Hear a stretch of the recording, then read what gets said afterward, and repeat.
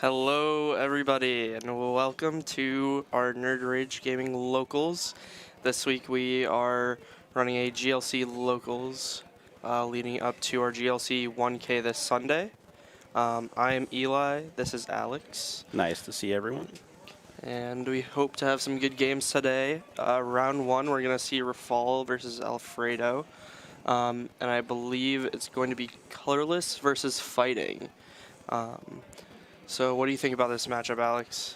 It's super interesting. I feel like depending on what build, it can go either way, just based off of weaknesses.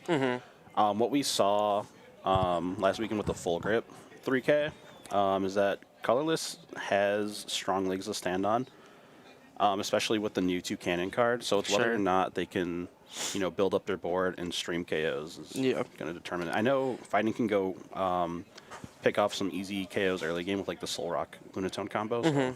Yeah, it'll be interesting to see how much this new 2 cannon card comes up in GLC. It seems super strong. So yeah. So hello everybody. What's up, Shrugs Gaming? But yeah, what else do you think about this format currently with the new cards from Pitch Black? I think it's really cool. I really like the Dark Bell that was added. Unfortunately, with like all the switch out options that GLC has, it doesn't really seem as strong as it could be. Sure. Because like you can Guzma, you can escape rope, you can switch out. But I do like cards that kind of play with status conditions more. And then the new Chi-Yu that does a lot of damage if you have 2 damage counters on it is also really cool. But for sure. So we see, like I said, colorless versus fighting, and Rafal has been really getting into GLC, so we'll see what he can put together today. All right, we see Alfredo starting with Okie Dokie in the act of grabbing a fighting gong, looking to build up his draw engine with Soul Rock and Lunatone. What's really interesting about the Okie Dokie is if you can get a rainbow energy on it quickly, he can really buff that up to, what is it, like 230 HP? Yep, 230. And we see Alfredo instantly has Soul Rock Lunatone with a Professor's Letter. So we're going to be able to start drawing cards, and we'll at least have an energy attachment if we want to. And we have the tag call. Oh my goodness. This turn 1 from Alfredo here is just insane. So yeah, grabbing the Guz Mahala, grabbing the Cynthia Caitlyn. We're going to be seeing a lot of cards over these next couple turns. What's interesting to note too is that Alfredo does have the Premium Power Pro in his hand as well, in case there's any issue with like fighting resistance. He can just nullify that with that card. Yeah, the Hops Cram we see in the active has that fighting resistance, so could be and he hits the VIP pass, slamming it down. I think Rafal's expression is very valid here. Alfredo's just seeing everything he could ever want on this turn 1 going first. And he's, of course, grabbing the Makuhita. We saw he has the Hariyama in hand. And Rafal just spreading this all out. He's going to take a... Rafal, we have it on stream. You can take a screenshot later. No, this is for him. Yeah. This is for him. No, this is a pretty nuts turn 1 from Alfredo. And we have the Binacle that lets you accelerate fighting energy. Yep. Yeah, Alfredo is getting very set up here. Yeah, Alfredo just has everything. Even has that fighting energy to discard next turn if to draw more cards off the Lunatone. It doesn't look too bad here for Rafal based on what he grabs off the heavy ball. Oh, and what is that? Oh, you have Oranguru, that Primate Wisdom. Yeah, he has 2 energies and a Buddy Poffin in the prizes. Yeah, Rafal looking a little flustered with how good Alfredo's start was. Okay, he has Oranguru. He can put down that Bidoof, I think. And we have the Lily in hand, so we will be able to reset our hand if we really want to. What energy is that? Is that the draw energy? Oh. Maybe. Well, doesn't matter. He is refreshing his hand, drawing 8 new cards.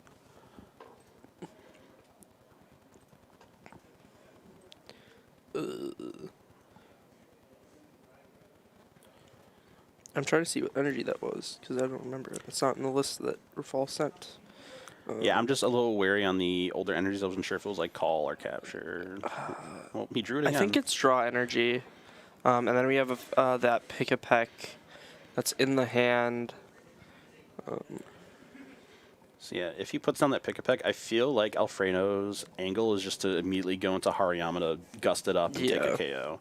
So that is one of Rafal's big low energy hitters, right? Or the big like early game low energy hitter. Yeah, it's 1 energy when it evolves into 2 cannon. It's basically the same as Palkia V-Star, where it can max out at about 280 damage, I believe. It's like 60 plus 20. Yeah, 60 plus 20 per, so it's it maxes out at 260. Yeah, we see Colress coming down. He's going to get that Prism or the luminous energy. Yeah. And the training court. Wow. So we'll have that training court out to just recycle the energy, right? Right. I mean, what more could Alfredo want at this point, right? This is the perfect start for Alfredo. Yeah, he's going to attach the Luminous. He's going to make his Okidogi even beefier. Yep. He's going to draw to see whatever cards he might need. And he has the Hariyama in hand already. Like, just has all that he could ever want. And you see Rafal just shaking his head, saying, how do you have all of this just in your hand? Like, yeah.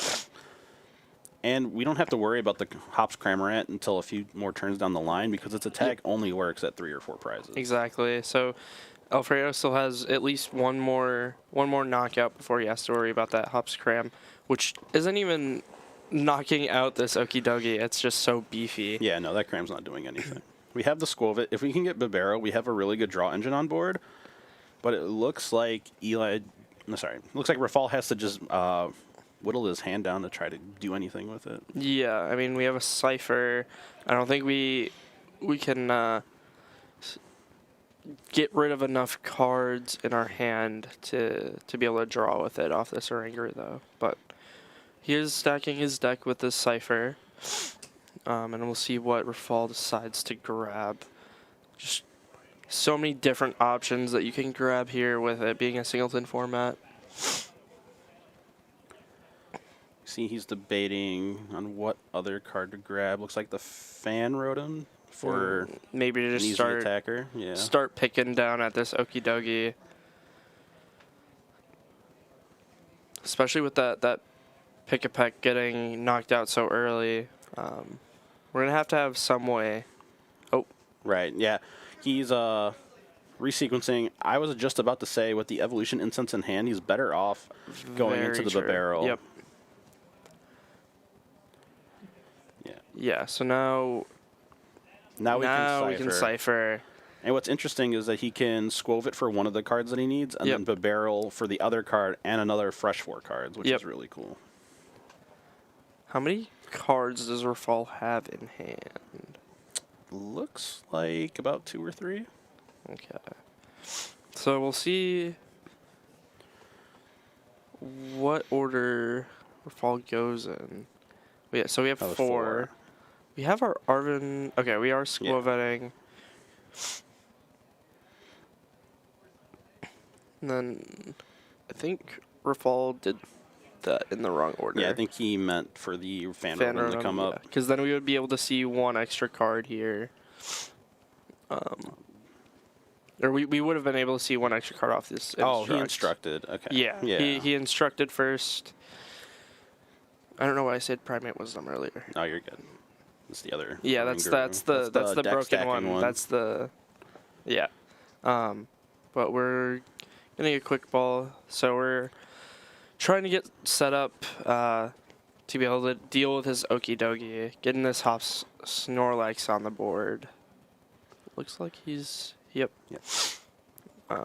Then all he needs really is a double turbo and a Hops Choice Band, and then that Hops Snorlax is you'll start swinging.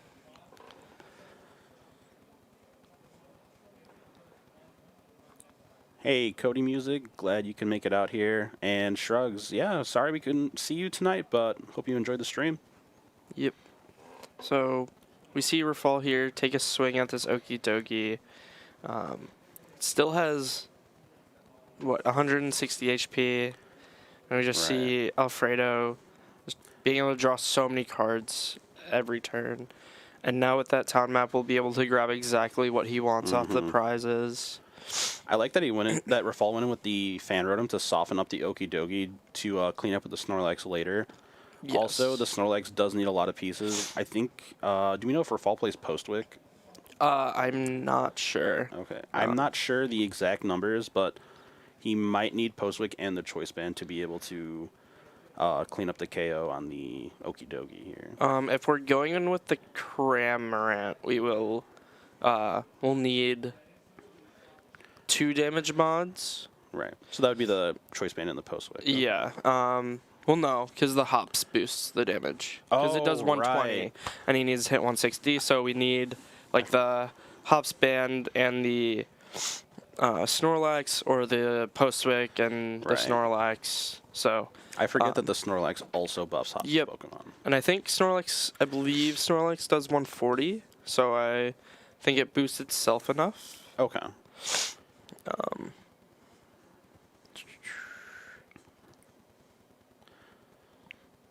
Okay, Alfredo uses Escape Rope. Rafal responded by putting his Oranguru into the active. I think he's just like, this is the one Pokemon I can give up without having too many repercussions. And we see the Parallel City. Yes. So this is going to be a little annoying. Oh, Powerful Energy does boost as well. Right. So there's a few modifiers. A decent amount of ways to modify the damage on Rafal's side. But it'll be interesting to see, once we get this Okie Dokie, if Alfredo can get it right back. Yeah, this is rough for Rafal. Yeah, I mean, I think it just has to be like the Squovet and the Fan Rotom, right? Right. Thinking about the Snorlax is interesting. Knowing that we need 2 mods, maybe I guess he has powerful in hand. He does. I think he's just like, I need the Squovet to be able to refresh my hand. Right. Pushing the Squovet here would be interesting, as we can just promote this Cramorant, right? Right. The Cram definitely can attack here. We have powerful. We can definitely see 6 more cards this turn. But. Yep. Oh, we top decked the Greedent. Forget what does this Greedent do? That's Yeah, we even have Alfredo reading it. So what set is it from? It's from Lost Origins, I believe.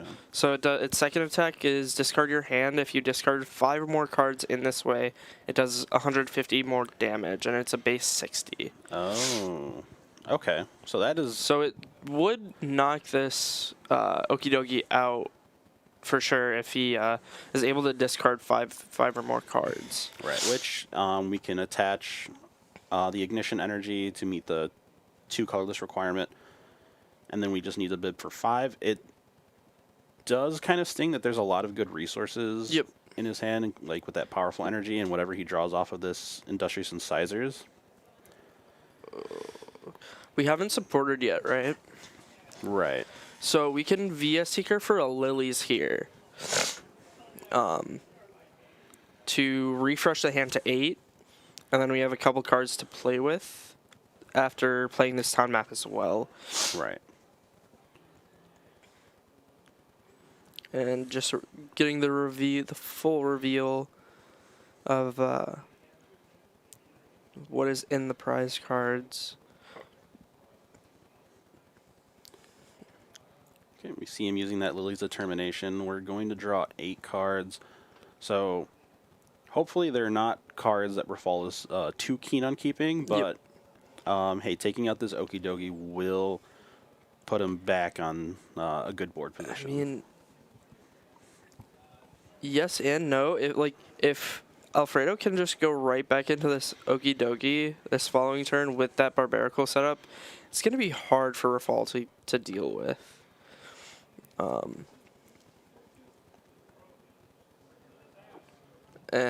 That's fine.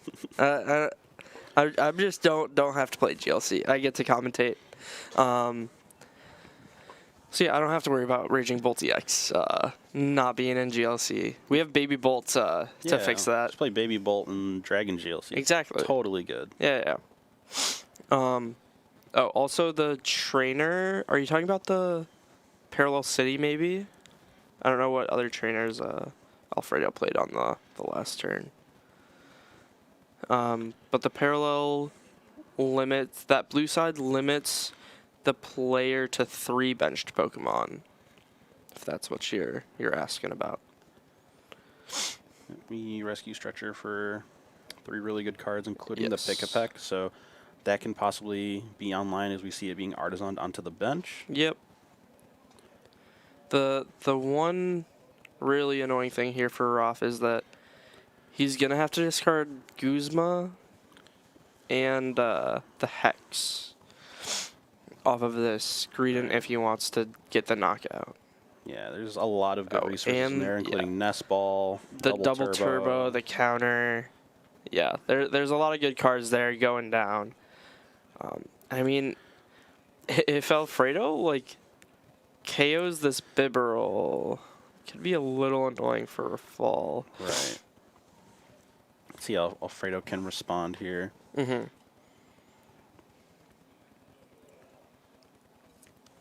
Yep. Yeah, so the Parallel is a really broken card, limiting your opponent to 3 bench, and not really having a downside on the other side of it, because it just reduces what is it, Grass, Water, Fire by 20 damage, Right, I believe. Very, so it's very minimal. Yep. People just use it as like a bench restriction. It's Yep. a better collapse stadium. Exactly. And we see the He rescue structure for the Okidogi and the Artisan for the Terrakion. Yeah. There's drawn all the energy, and we got the Oh my goodness. So Alfredo here can have this Okie Dokie set back up if we want to, which he is doing, and we just have so much energy on board. It's gonna be so tough for Rafal to deal with.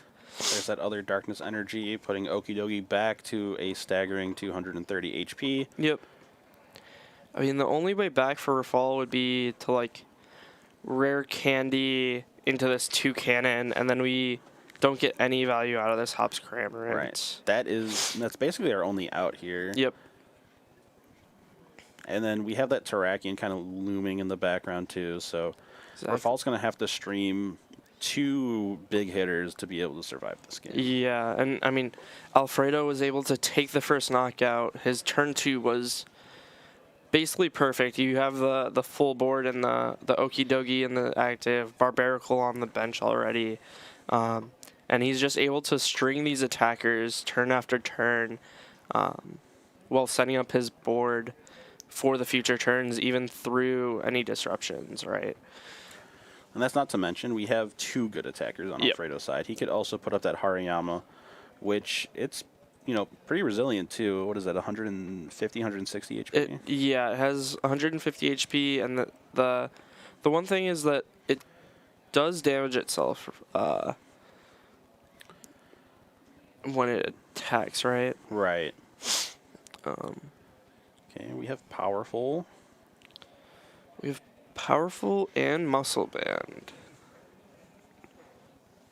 So this Hops Cramorant with the Hops Snorlax, Powerful and Muscle Band would be dealing 190, which is 40 short.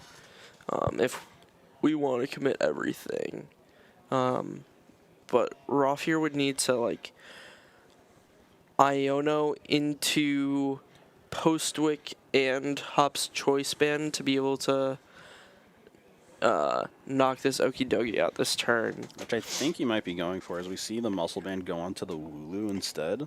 Yeah. This is going to be a crucial 5 cards we see from Rafal. It will be indeed. And we'll see if Rafal can draw the perfect 5 cards he needs here. Oh, we're so close. Right. We have the Choice Band. We're just missing the Stadium. See if we can level ball for the... Do we play the Stadium? Oh, he needed E-Hammer. Oh, the E-Hammer off... Yeah. If we can make do into this E-Hammer, that would be... That would be huge. Very huge. Being able to at least take a knockout here and hope that Alfredo just doesn't have energy to one-shot this Hops Cramorant or the Premium Power Pro to use the Soul Rock. I'm trying to see what 3 cards he had. Right. There was no prior hand disruption, so he definitely lost the Premium Power Pro. Yep. We see that E-Hammer, but I don't know if that's really going to do much. Thinking about getting rid of this Hops Belt is very interesting. Oof. So we're going to be swinging into this Okie Dokie for 170, I believe. So taking a big chunk, but not able to take a one-shot on this Okie Dokie is going to prove very, very difficult for Rafal to deal with. Right. And come back from. And I can already see how we have everything. Yeah, and Alfredo just showing how this fighting deck can, how consistent it can be. Oh, and we find the Field Blower. The Field Blower. This is just disrespectful. Yep. Alfredo just having everything he could ever want, along with that Karina's, if he really wants to use it. Yeah, we're just gonna set up everything we need to win this game. Yeah, I mean, something that Rafal could do on this next turn is like E-Hammer to KO this Okie Dokie, plus like Rare Candy this Pick-a-Peck, and like KO the Terrakion would be a pretty big play. Mm-hmm. We could see, which could make this a little closer of a game, but we'll see if Rafal is able to find that E-Hammer to make that play even close to possible. We'll have to see what Alfredo would even put up in response. Yeah, that's also true. So Rafal just thinking over what he wants to promote here, and I think it's tough because we're down both Air Balloon and Floatstone. Yeah, I think we just have to push this Pick-a-Peck and hope we are able to draw into what we need. Because if we don't get into that this turn, I don't think there's a way for us to come back, especially with that Hops Choice Belts getting discarded off that Field Blower. Exactly. Yeah, and I think he's just looking, sees that both of his free retreat options are discarded. We just have to hope that we draw what we need here. It's the Trumbeak, but we don't really need that right now. Yep.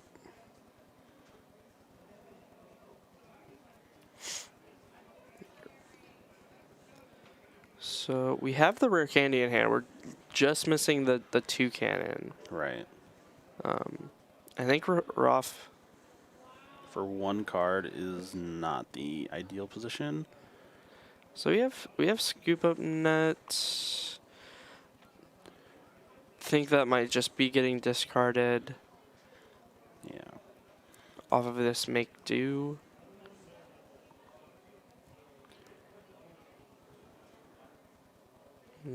We get Teammates. So we're able to search whatever 2 cards we want here. Right. Ideally, I think we grab. We have to grab E-Hammer and Trumbeak, actually. There's nothing else we can really. Yeah. It would have been nice to have a slot open to grab the Hops Double, just so we can guarantee that we're gusting like the Terrakion or the Hariyama. But in Alfredo's position, I can probably see him throwing up like the. Probably just at this point just the Barbarical probably. Right. Because we have all the energy on board. We're 1 short On energy either. short on every attacker. So I think it would just be the Barbarical. Maybe if Alfredo has a recovery item or something to recover, we could throw up this Lunatone. The But I feel Parallel like City does make things a little trickier for Alfredo. that is true. So I think here you just throw away Soul Rock, then. um, Unless he has recovery in his hand. she doesn't. So we're getting rid of the Barbarical. We're going Rare Candy Toucan. Let's see. Lost Vacuum, which I don't think does much here. I think Roth just has to hope that Alfredo doesn't have a way to get energy, which, as we see, there's that strong energy in hand. Right.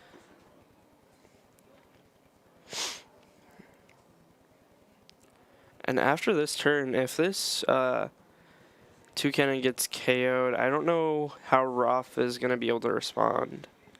Right. All of Roth's attackers require, what, 3 energy? Or Yeah, just don't do a lot of damage. Yep.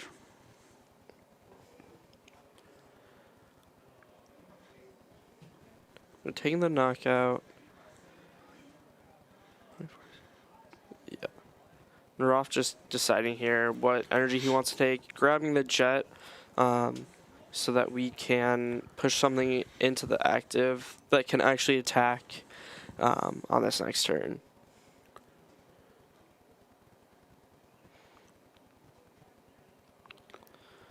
Yeah. So we're going to be attacking with this Hariyama this turn. Strong energy boosts the damage by how much? 20. 20. So it's like a powerful, Okay. like the colorless Gotcha. energy. And we're getting the Raihan back. Yeah, with the Raihan, I think it's pretty much all good to go on Alfredo's end. Yeah, because we're going to be able to set up the Pseudo Wudo to be able to most likely take a knockout on whatever Roth is able to push. Yeah, no, Alfredo just was able to get so far ahead. Yeah, that turn 1 was nuts. Yeah, that turn 1 was indeed. Having Soul Rock Lunatone going into the VIP just set him up for everything he needed for the rest of the game. Exactly. Is that... he It does attached the also strong energy this Raihan. turn. Oh, right. Right, so that the second energy on the Terrakion shouldn't be there, Bryce. The Terrakion energy. Because he attached the strong for turn.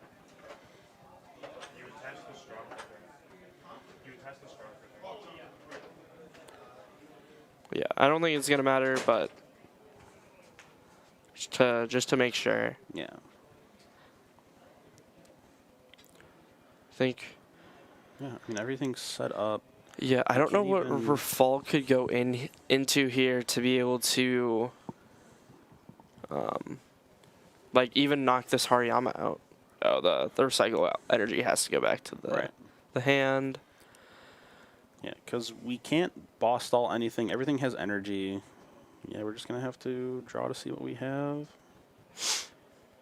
Which isn't a lot. Yeah, I mean, he found Night Stretcher, but even that, I don't think there's much he can do. We can Night Stretcher for Squovit, and then use that to stream the barrel for something. Yeah. What would we be attacking with here? I'm not sure. The highest thing on our... The Pokemon with the most HP on our board is the Snorlax, but it's weak to fighting.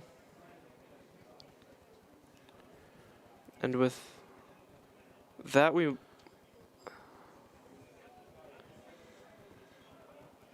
Are we gonna boss the Pseudo Wudo? Are we just saying, Alfredo, you... Well, we just saw the energy go back into his hand off of the Terrakion. Yeah, so... this... Because it's 2 retreat, right? It is to retreat.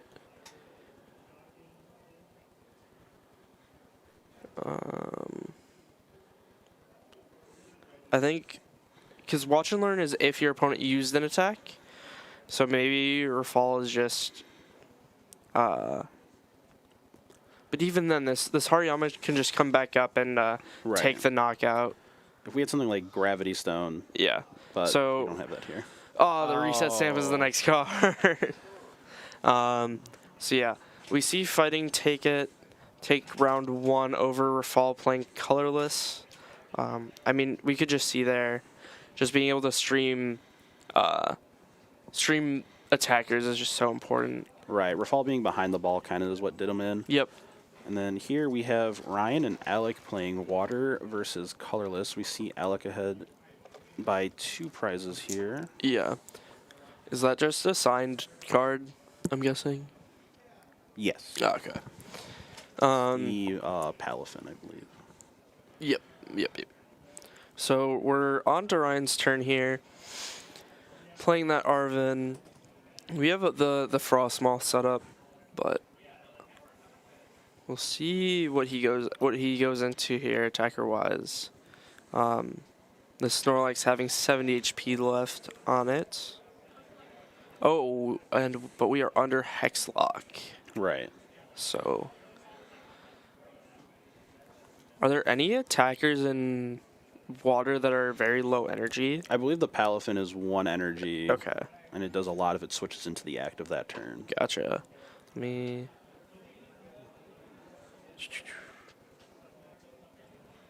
Water.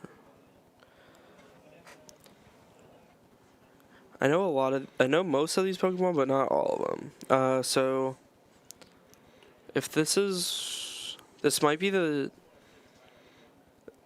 for 1 energy, the Palafin has Jet Punch, and then for 2, if it moved from the bench to the active, it does 210 for 2 water energy. Okay, so we have Aqua Patch. If we have a turn attachment, then we can get up there with the energy required for the attack. It doesn't look like we do, though. So we're Aqua Patching, and we might just be passing with this Frostmoth on the active. Which is very unfortunate considering Ryan doesn't have any other energy acceleration on board. Yep. Or, well, I guess we're probably going to be retreating and just giving up this Oshawott if I had to take a guess, because that Frostmoth with the Floatstone is super important as a pivot choice.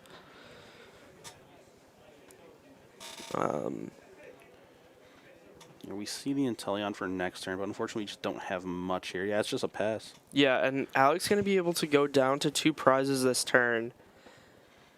I don't know if Ryan will be able to come back from this. Being down 3 prizes. Right. We have the optimal, draw on board. We have the other Snorlax waiting in the wings. Yep. We are 1-2 cannon off from having it established. It's looking really good on Alex's end. Yeah, I mean, Alex's hand doesn't have a lot going on right now, but we also don't need much here. We can Colress, find an energy if we really want to, and a stadium that could help us. We'll see what he's getting back here. So it looks like just the Dodrio line. Do we know what that bottom card is? It's like really glared out. I'm guessing it's Oranguru. Right, yeah, it doesn't look like Oranguru. Looks like, yeah. Pretty sure that's Oranguru. Okay. Yeah, so Alec has all the card draw. Yeah, we have like all the card draw besides the 2 cannon in the deck on board. So we're gonna draw 2 with this Bib. Okay. Do find an energy. So if we really wanted to, we could like Fanrotom, Guzma, KO this Sobble, which I don't think would be too bad because then we're preserving this Snorlax while giving up a low to the ground attacker. I think Alec might be thinking the same thing. I really like that play because right now the Oshawott has 0 utility. Yep. Whereas we know that he has the Inteleon in his hand, so that's a very good play here. Yep. And it's a gift energy, so if this Fanarm gets KO'd, we'll be able to draw a bunch of cards. Perfect, yep. And we can just choose any prize card that we want. Is Pot Helmet good here? Is it without an ability or without a rule box? Let me take a look. All right, we see Ryan here playing INO. We're going to put Alec down to 2 cards, but considering all the draw he has on board, that shouldn't bother him too much. If the Pokemon this card is attached to doesn't have a rule box, it takes 3 less damage. Okay, so yeah, that's good for 2 Yeah. cannon. Yep, we see the energy going onto the Palafin. He then uses Frosmon's ability to put 2 onto Oshawott. You're going to see it come up. And we're gonna be able to take this knockout here.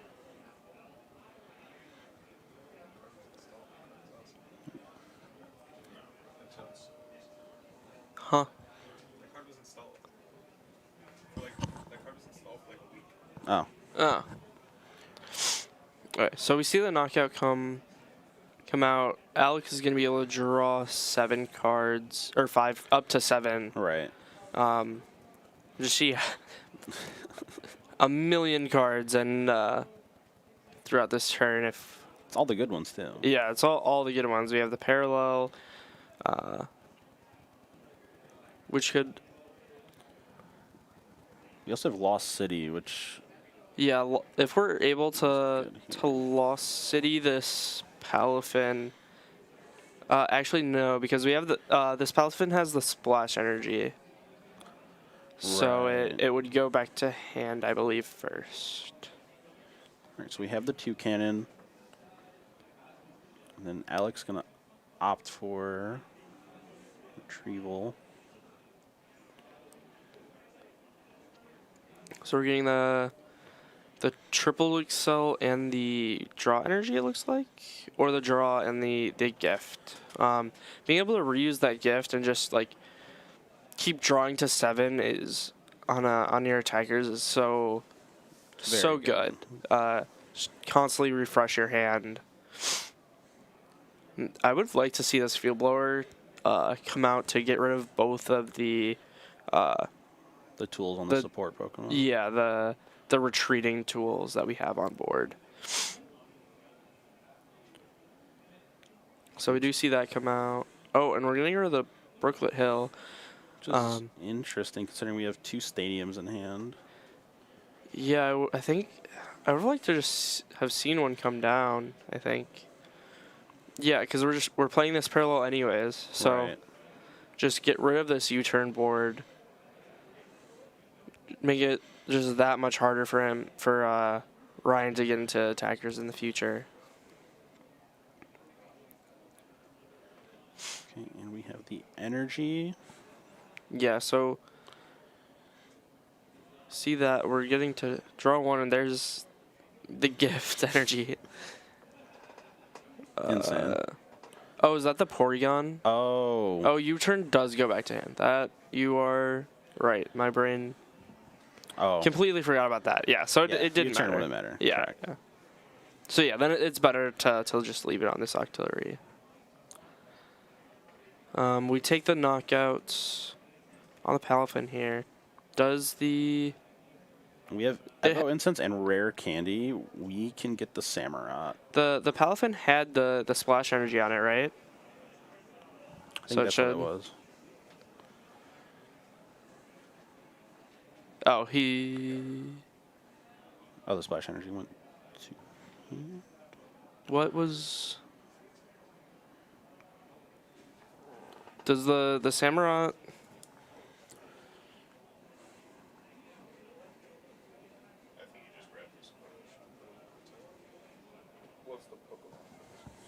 What's up? How did the splash energy get back on board?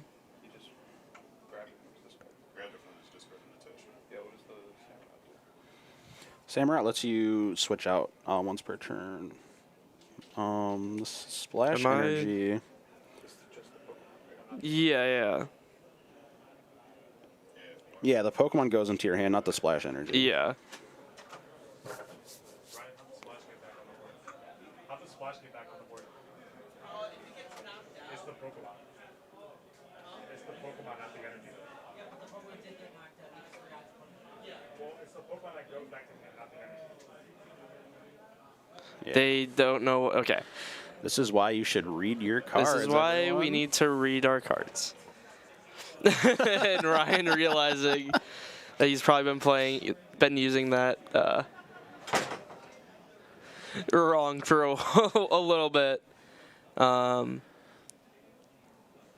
Did he Nessa for the Palafin back then? Okay. So we're just fixing the board state here. Yep. Yeah, I thought the Samurai was the switching one, and not. Yeah. I was very confused. It is the switching one. Okay. So we're taking out that Toucannon.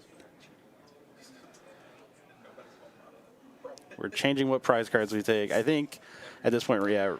Yeah, Ryan just sees the writing on the wall here. Oh yeah, we have Powerful in hand. Yep. That's it. That's the game. Yeah, as soon as the Samurai goes down, I don't think there's much that Ryan could do. Right. So we saw how colors can get absolutely griefed by a broken start, and how they can also just run water off the board. So. Yeah, I mean, I think that's like just whoever's able to streamline these big attackers that are able to take big one-hit KOs faster is just a big favorite in these games. Even with all of the like reset stamp, Iono, all of these disruption cards, if you're able to set up your board early enough and before your opponent, it's pretty likely you'll be able to just run away with the game because of how far behind your opponent gets. Yep, and the one thing about a singleton format is that redundancy is really good. Yeah. Because we saw with Alec and Rafal that they had multiple draw support Pokemon. Alfredo had his Solrock and Lunatone that he could search out with like a million cards. Yep. The Raihan with the Versus Seeker got him everything he needed. Exactly. So deck building in a singleton format is a lot. It's like much more important than it is in standard. I feel. Yeah, just having 60 cards that all actually always do something throughout a game, and not having a couple of cards that are like, oh, this works sometimes, but it'll just come up in my hand and I won't have any use for it. So yeah, just having uses for nearly every card in your deck is very important. And making sure you know what every card in your deck does as well. And if there's certain things for certain matchups, right? So here we're waiting for the rest of the games to finish. Are you going to be here on Sunday? And if so, what do you think you're going to be playing? I wish I could be here on Sunday. I've been out too much this month. For sure. I do have a newborn at home that I need to take care of. Yep. If I was coming, I would probably be playing either Colorless or Psychic. Those are arguably the two best types in the format right now. Psychic is it's pretty broken with having, what is it, Malamar, Curlia, Gallade, Xatu, and just everything. Everything that you could ever want in a deck, especially along with the Natu that has the that ancient trait that lets you take extra prize cards. Yeah, which I'm surprised we haven't seen the I think it's the Swellow come up in colors that can also do that. Yep, I did see that, and that you could play that with the Crisis Punch as well. Yeah. I was playing GLC at Milwaukee last year, and I totally forgot that Swellow Delta had that ability. They were like, I'm just going to attach this, and I'll blindside that Pokemon on the bench. I was like, oh, great. Yeah, so here we see a version of the colorless deck. I think this might be pre-Pitch Black. Pre-Pitch Black. So we see that Swellow with that Crisis Punch having that Delta trait, and then you see all the other attackers and just how much draw this deck has, and through the colorless Pokemon with abilities, right? Colorless is the support type, so we see things like Squelvit, Yep. Bibarel. We don't see it in this graphic, but we have the Zooming Draw Dodrio. We have the Oranguru with Instruct. It's crazy what they can do. Yeah, you just have so many draw options in playing colorless, along with all of this special energy that just does so many different things, from the gift to the powerful. Just being super strong in this type of deck where all of your attackers are colorless attackers. They don't need a specific energy type. So you get to use all these broken energy that we have that have come out in the past however many years. Yeah, and even in the last year, we have this really good support Pokemon in Hops Double that gives you onboard Gust, and it can pair well with the Hops Cram and Hops Snorlax, with Snorlax buffing every Hops Pokemon. Yep. I mean, it's not your greatest attacker, but with a couple of these damage mods, you can start getting up there. Yeah, I've seen someone put on a reversal, a choice band or whatnot, and just do like 120 damage out of nowhere. So. Yeah, for sure. So, I mean, and then we see all the different cards that are just in every GLC list, right? So,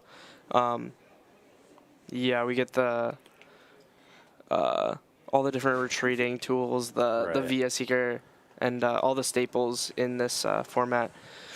But yeah. Do we know how much longer is in this round, Bryce? Okay. Sweet. Are we doing 40-minute rounds today? That explains Makes it. sense. Yeah.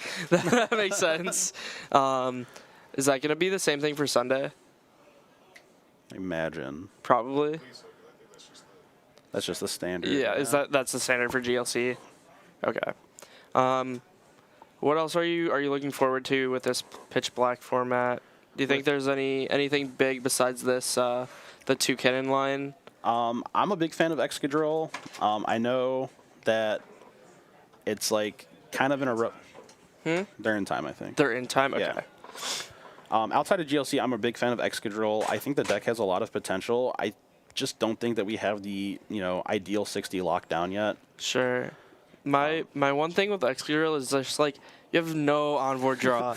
You have 0 onboard draw, which is the one thing that is like the only thing you have like onboard search for is like Pokemon and energy, and you have no way of like searching out your supporters. And the energy is not guaranteed. Yeah. You saw at the charity event, I saw 12 cards and only 2 of them were energy. Exactly. So I think Excadrill could be good in the future. I think there's different ways that could come out to be played. I think in a slower format that we can go with the Stevens Metagross line. Sure. Because the attack only says 2 extra energy. It doesn't have to be metal. So we could do a manual metal attach and then use 2 of the EX boots to bring up to that like 330. Yeah. And then you'd also have more space on your bench to play, like actually be able to have space for like Fez or like something else on your board, right? And then it opens up like the board to Psychic Pokemon as well, because the EX boot grabs both types. Yeah. So then you can reliably play like Clefairy to deal with Dragapults a lot more easily, and like all these different things. That'd be an interesting way to see the deck played. Yeah. What are you thinking about the what is it?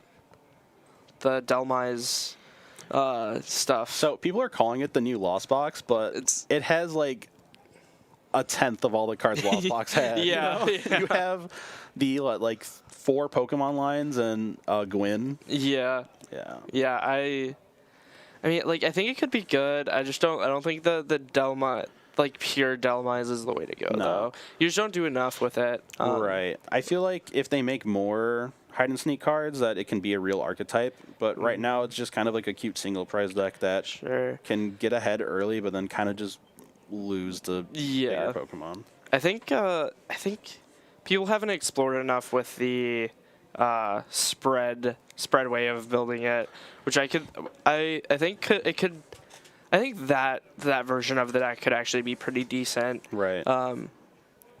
Having an actual spread deck instead of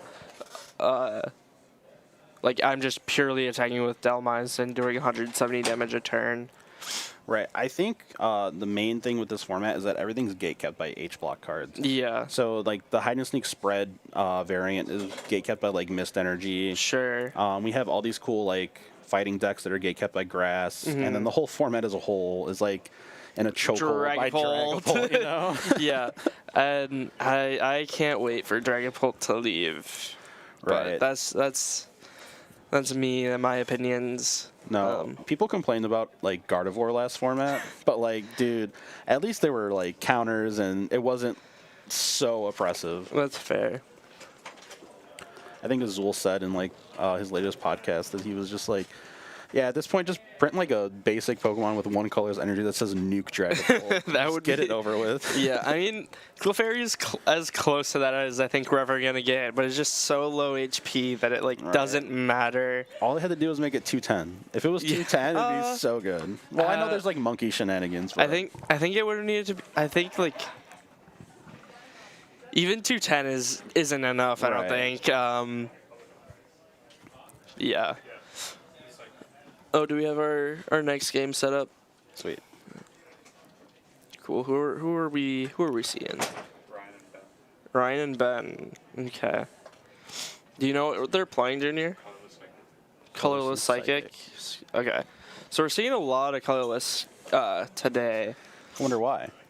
It's almost like the new Toucannon is pretty good. Is a pretty good card. It's almost like that deck won $1,000 last weekend. Yeah. What colorless won the 3K? I believe so. Yeah, Okay. it was Jesse Parker on colorless. Gotcha. What was he playing against in the finals? Psychic. Okay. Yeah. Gotcha. The top four, I think, was 2 colorless, 2 psychic decks. Okay. Yeah. Oh, okay. Ponging the dice. Seeing who's we'll see who's able to play the game more, I guess, is best way to put it, I think, for how these GLC games go a lot of the time. Right. Let's see who has a good start here.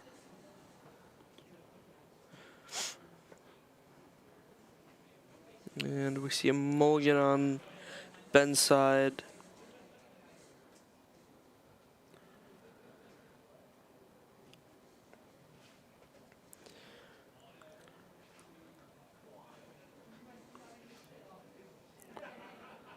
I think Ryan has a okay hand here. Right, yeah. I don't like having the retrieval being in the same hand as the research. Sure. If he needs to burn it, like, he has options. Yeah.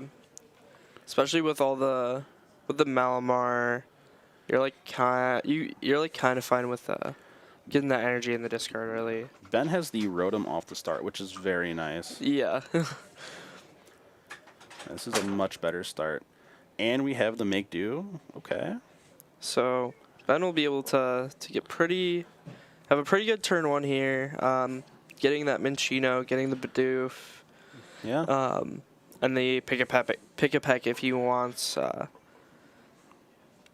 Just doing a quick prize check, making sure we have all of the attackers that we want. Yep. And we also have the call energy in the hand, so we could have a full board if Ben really wants. Yeah, I like that we're looking for the 2 cannon pieces here too. Yep. We can definitely get set up really well. I think the only card we can't search for is going to be the Bibarel. Yeah.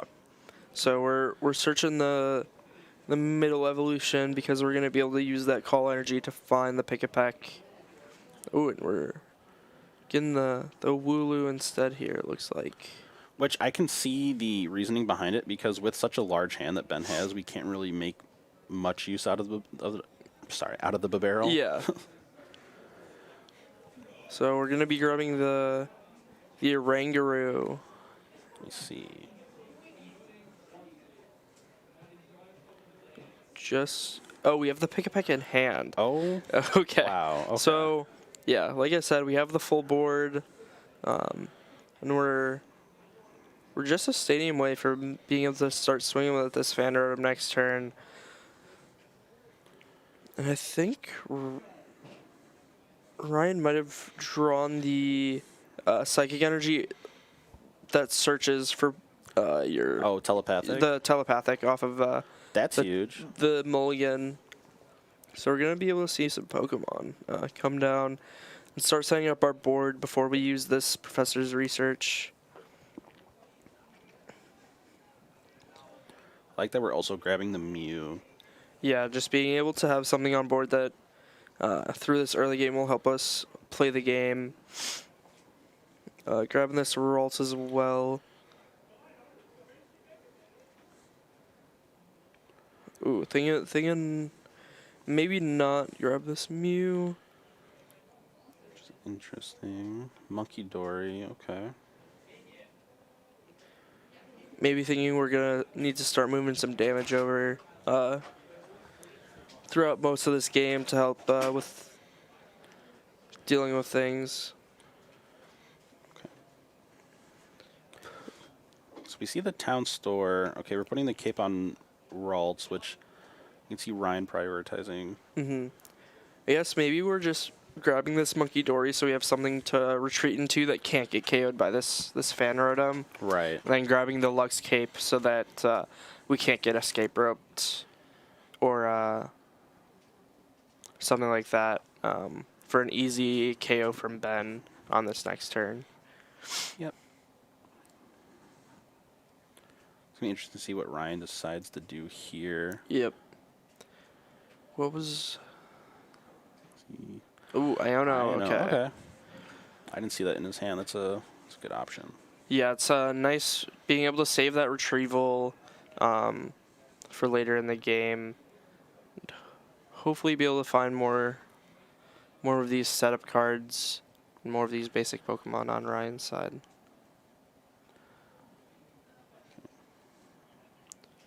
So it looks like we don't have any basic Pokemon to grab here. I'm trying to see what card that was. It was like a stage 1 or stage 2. I think it looked like the Gengar?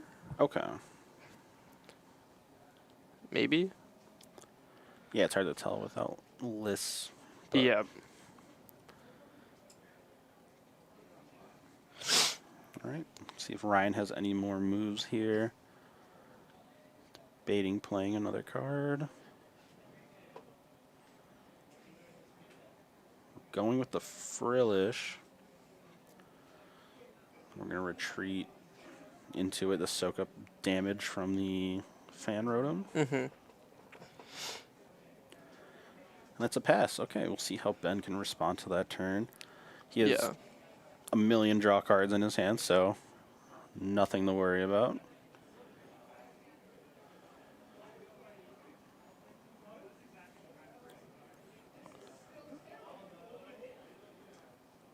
And we grab the Muscle Band, so now that Frillish is definitely going down this turn should Ben choose to attack. Yeah, I'm kind of surprised we didn't just push this Monkey Dory. Make it super difficult for this fan rotom to take a knockout this turn. Right. Maybe Ryan is like fine giving up this Frillish if Ben chooses to use this Muscle Band this early. Right, because Ryan did go second, but Ben had such an explosive turn 1 that I feel like item lock doesn't even matter anymore. Yeah, I would agree. Ben is gonna be able to see so many cards throughout this game that the items shouldn't really Right. make a difference. Oh, there's past this GLC turn. Master Ball. Yeah, yeah. Yeah. Going for that make. And do. we could just start setting up this make do this draw engine in the deck.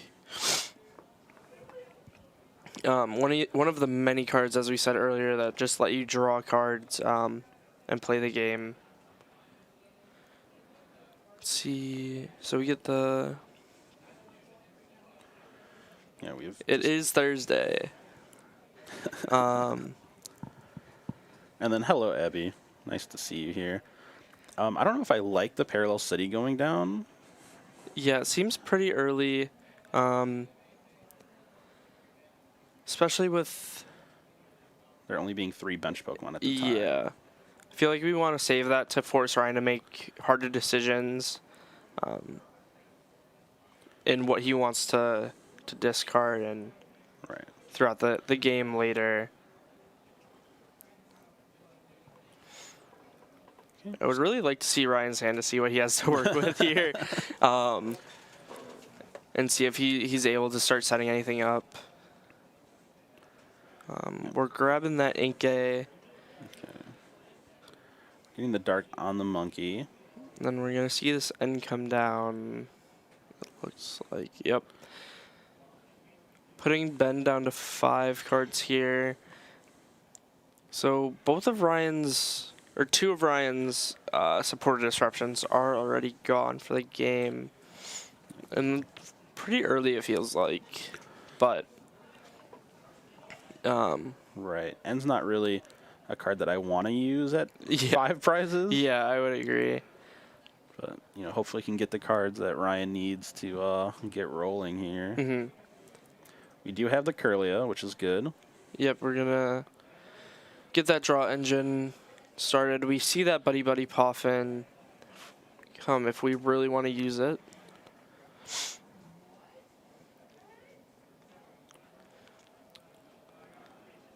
I think we're just missing that Zatu, Right. which would have been really, really nice to see on Ryan's side. Be able to attach to that extra energy along with seeing extra cards.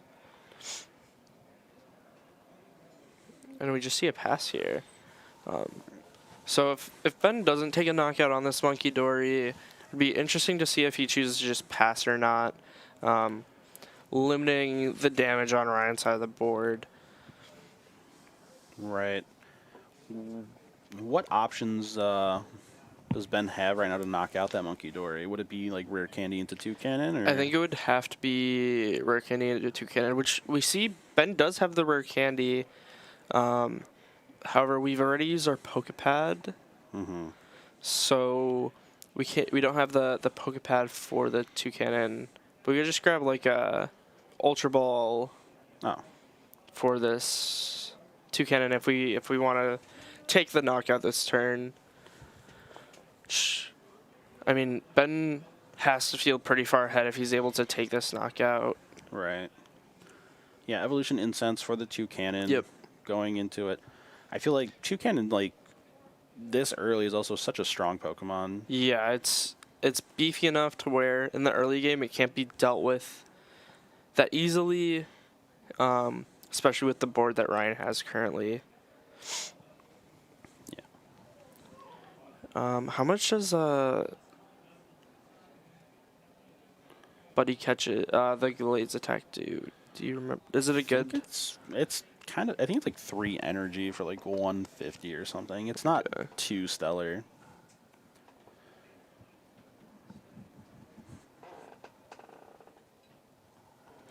Trying to find it.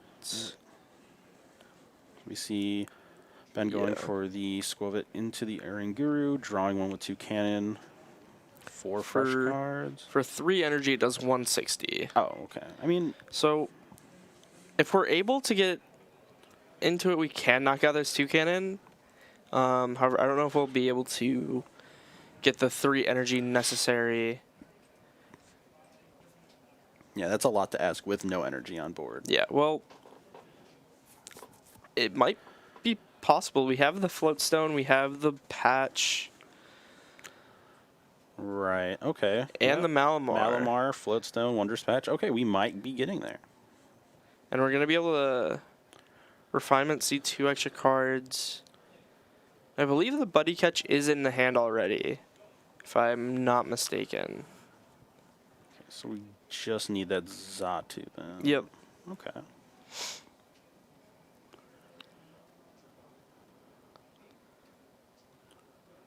And then if Ryan's able to take the knockout here, Ben doesn't have much developed on his side of the board. to respond to a 160 HP attacker. Right. His only option is. Oh, I guess maybe the Gallade was in the hand before the end this last turn. Oh. We do have Raihan, though. And Raihan does get us there. Looks like we might be going into this Deoxys, which for 3 energy does 120, and then I believe it's is it discard? Do 120 more, I believe? It's something like that. The new Deoxys cards are something I'm not too familiar with. Really. They don't have it updated on the GLC webpage. Let's see. Psy Spear for 120. I have it loading right now. Okay.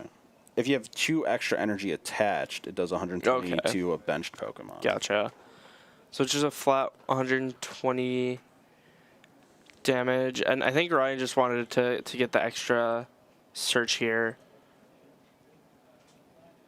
So if he grabs this mysterious treasure, we'll be able to discard the Psychic if we really want to. However, I think we're just grabbing the Mew, giving ourselves more outs to seeing more Pokemon. I'll be interesting to see what Ryan's plan is for the end of this turn, if we're just leaving the Mew in the active.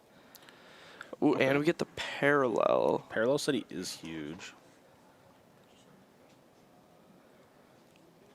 I mean, it probably just has to be Squirvet. Squirvet sounds like. Yeah.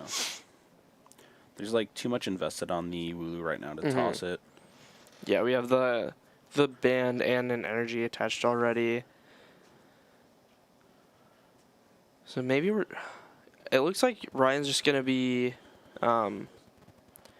passing after this Mew. Yep.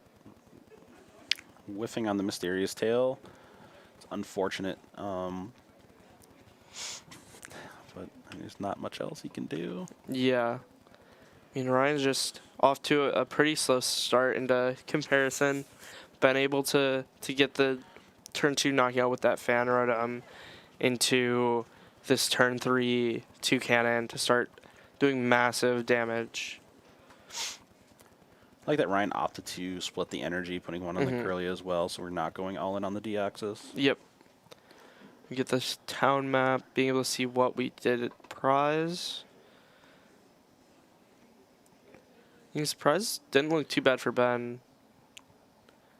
No, not at all. And then after he takes this knockout, I imagine he's grabbing the Snorlax to possibly buff the double should it come into play. Yep. You see Winona, we're going to be able to search out 3 colorless Pokemon. Just thin our deck even more.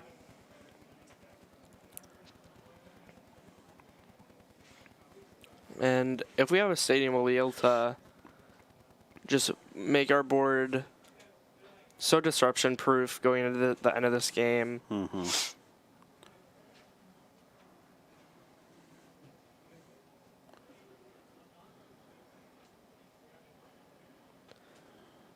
So, and we're going to be able to knock out this Curlia, which is the one thing on Ryan's board that could take the knockout on this Toucannon next turn. Right, because if we invest into the Deoxys, it's still and we get 2 prize cards because of that Luxurious Cape. Right. Ben's just setting himself up with this super big lead so early. I don't know if Ryan's going to be able to respond to this. Right. How much does the Giratina do if he's able to use it? 130, 130, yeah, so that's not even enough to take care of the Toucannon. Yeah, as we said, like, establishing Toucannon so early on just gave Ben everything he needed. Yep. This Toucannon just does so much damage. And is, like, I think, so important for colorless to be as good as it is again. Yeah, I mean, Ryan just doesn't have a lot going on here with that hand. And yeah, the Giratina does 130 damage for 3 energy. Yeah, so that's not ideal either. Yeah, we're just going to have to go into the tail and Get an energy retrieval, but we're still missing that Xatu. And I think player points is that, are you talking about for the invitational for our Nerd Rage series? And if so, I don't believe so. Has that next season started already? No. No? At least not that I've been told. Gotcha. So we're just getting that dark back. This is a pass. And we see the jet energy is in Ben's hand, so we can definitely respond. Okay, we're trading it. I was going to say. Yeah, we have that jet to get right back into the active and start swinging. And, this Guzman not really doing anything for Ryan. Yep, and we can just Arvin for whatever we need, and I imagine it's air balloon and maybe the lost vacuum. Yep. Getting rid of this parallel or the float zone if we really want to. Right, with the jet energy in hand, I feel like getting rid of the float stone is a much bigger deal. Yep.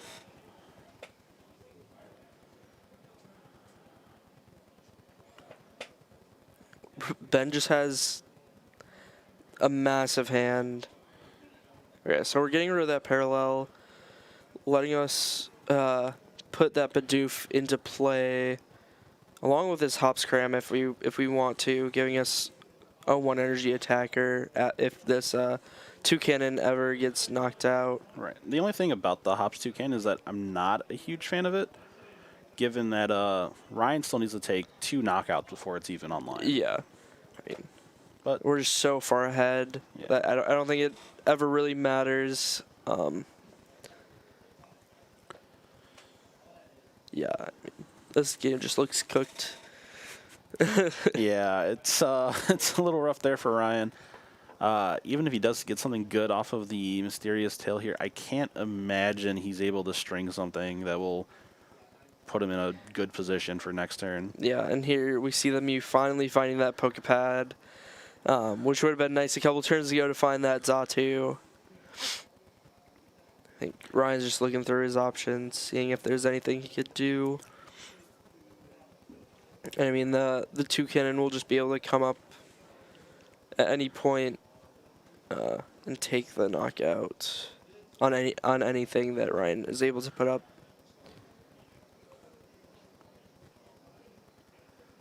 Yeah, with Parallel City gone, he can't even mitigate the damage that Toucannon does. Yeah. Even if he put out like his biggest Pokemon, the fact that Ben is doing 160 on his own, like... Yeah, I don't think there's anything in Ryan's deck that can tank even that. And yeah, we see Ryan just scooping it up here. Yeah. Ryan, we see just falling way too far behind in that game. Yep. We have some Wailord action over here on stream 2. We got Ben versus Olivia. Yeah, so, or Olive. Olive, right. Yeah. Yeah, so we see Ben going down to two prize cards. I love the love that Wailord's been getting with the last few expansions. Both the single prizer and the EX are just so great. Just 2 massive Pokemon. Yeah. The Misty supporter that just came out is actually huge for water. I wasn't even thinking about that. Is it? It's attached 4 energy and your turn ends. Okay. So yeah, you can start building up energy super early on those opening turns that you're probably not doing anything anyways if you are able to find it. So we see this Wailord going down to this Terrakion. And we'll see if Ben is able to KO this Terrakion. Do you know how much energy or how much HP this Terrakion has? How much? I think it's like 120, 140. It's not Okay. a lot. If we're able to Nessa for like a bunch of water energy and put on this wishy-washy, you might be in a good position. Sure. We'll be able to take the one shot on it, hopefully. 140. 140. Okay. Yeah, we see Ben has a really small deck here, so getting what he needs is should be pretty easy. should be doable, yeah. Yeah, so this Wishy-Washy sadly only does 130. Don't see a modifier in his hand either. Yeah. I mean, we do have this Tantaliza, which could let us draw some cards. We do have the Superior, so we have all the energy that we could want right now. Right. My only concern is that we're running out of cards here for Ben. Yeah. He has, what, like 5 in the deck, 3 in hand. He doesn't have many more options to go. Yeah, and we'll be able to see what else is in the deck. I would have liked to have seen this Brooklet used first, I feel like. Well, he already Buddy Poffined. Oh, sure, okay. His deck, yeah. Gotcha. So Scubabnet Iono. Feels like, yeah, that discard pile on Ben's side has everything, it looks like, in it.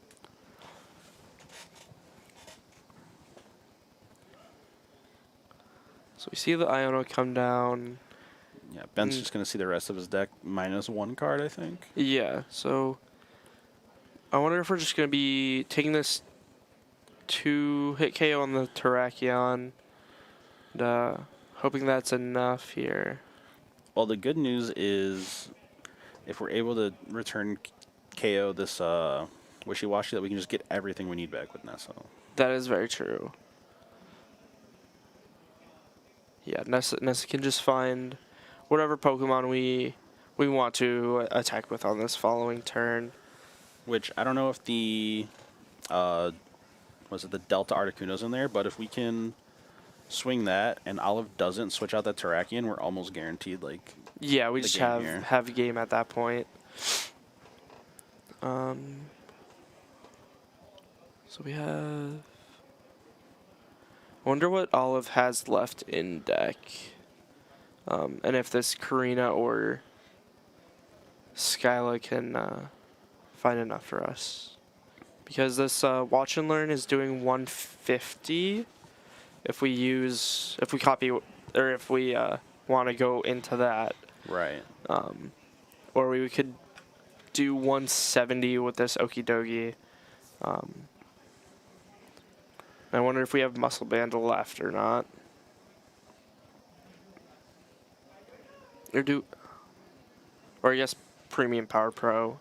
Right, either of those modifiers is ideal. Yeah, We have the Rainbow Energy, I just don't know if we have a way to get another fighting. And the Terrakion out of the active, right? Because Right. it has 3 retreat, I believe. Yeah, it looks like a big boy in there. So we will see what Olive can think up this turn.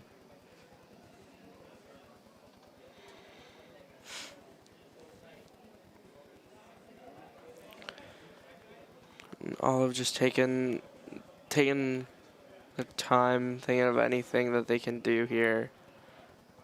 Right.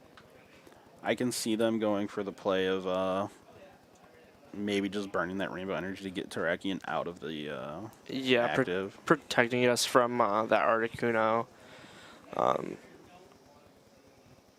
Just to make sure we don't lose on this next turn. Right.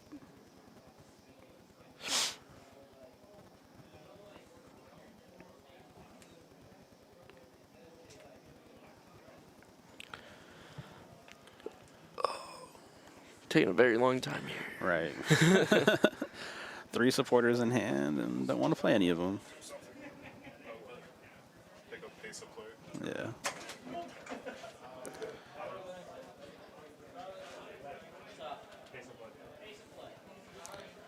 Okay, so we see Olive here. I think we're deciding between Guzmahaling or Skyling. Ending on the Skyla. Yeah, the professor's letter is ideal. We can Seeing if we can draw anything off of this Lunatone. And that can influence whether or not we use the rainbow or not.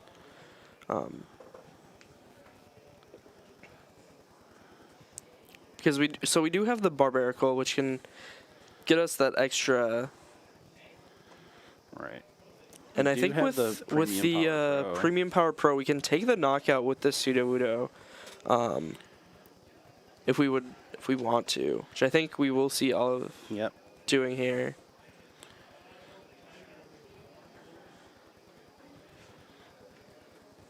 So Olive will be going down to two prize cards here.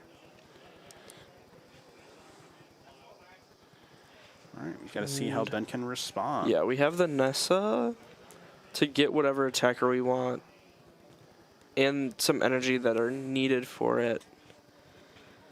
I mean, maybe we just... I have to feel we just go back into this wishy-washy and say you better have it, right? Right. Yeah, we're getting dangerously low on the deck here. Mm-hmm. Nessa gets 4 in combination, right? So I believe so, yeah. If we go grab the Wishy-Washy plus 3 water energies, we can attack with Wishy-Washy. We should be able to attack with Wishy-Washy back-to-back with that splash energy that we have in hand. Right, no, we'd be 1 short. Well, we have 2 water in hand with the splash energy. We can grab Wishy-Washy, 1 energy, and then, I mean... Yeah. We can... Man, there's not really many options. I think we just have to hope that this Wishy-Washy is able to live. Going straight down without the splash energy seems a little interesting. We might have maybe to just attack saying with artillery. Maybe just saying that we know we don't have the extra energy in deck. But we could always scoop up net this artillery for the energy. Right? Right.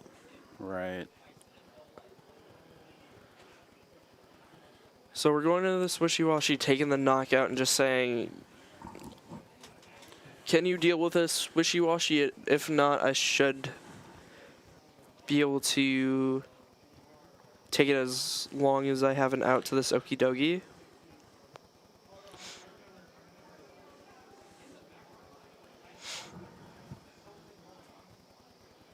Do you remember what the last 2 cards in Ben's deck were? No clue. Okay. I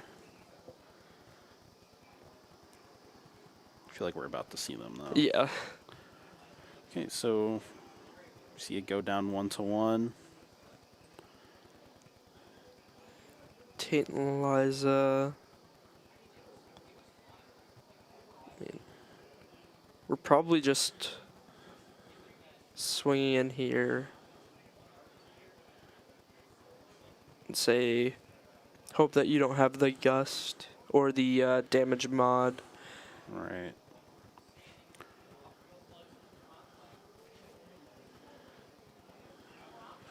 So yeah, that we see the Wishy-Washy coming up. This game went from feeling like Ben was in a pretty good spot to now Olive looks like... Yeah. And we see the Hariyama coming down, getting the gust, and we see Olive going to 2-0 here with fighting. So yeah, I mean, we've seen a lot. We've seen some games just end right away from one person not being able to play. And then we've seen games like that where it's getting really close and down to the wire, and just seeing who is able to maintain their resources going through the end of the game. Right. We didn't see how it began, but we can definitely imagine that Ben had an explosive start probably and just ran out of gas at the end. Just went through so much through the early game and couldn't maintain it through through the rest of the game. And then Olive there had so many win conditions. Yep, Hariyama, Muscle Band. Even if we didn't have the KO, we could have just Hariyama like something and then just stalled for a turn, and then Ben would have just had nothing. Decked out. Yeah. Yeah. So.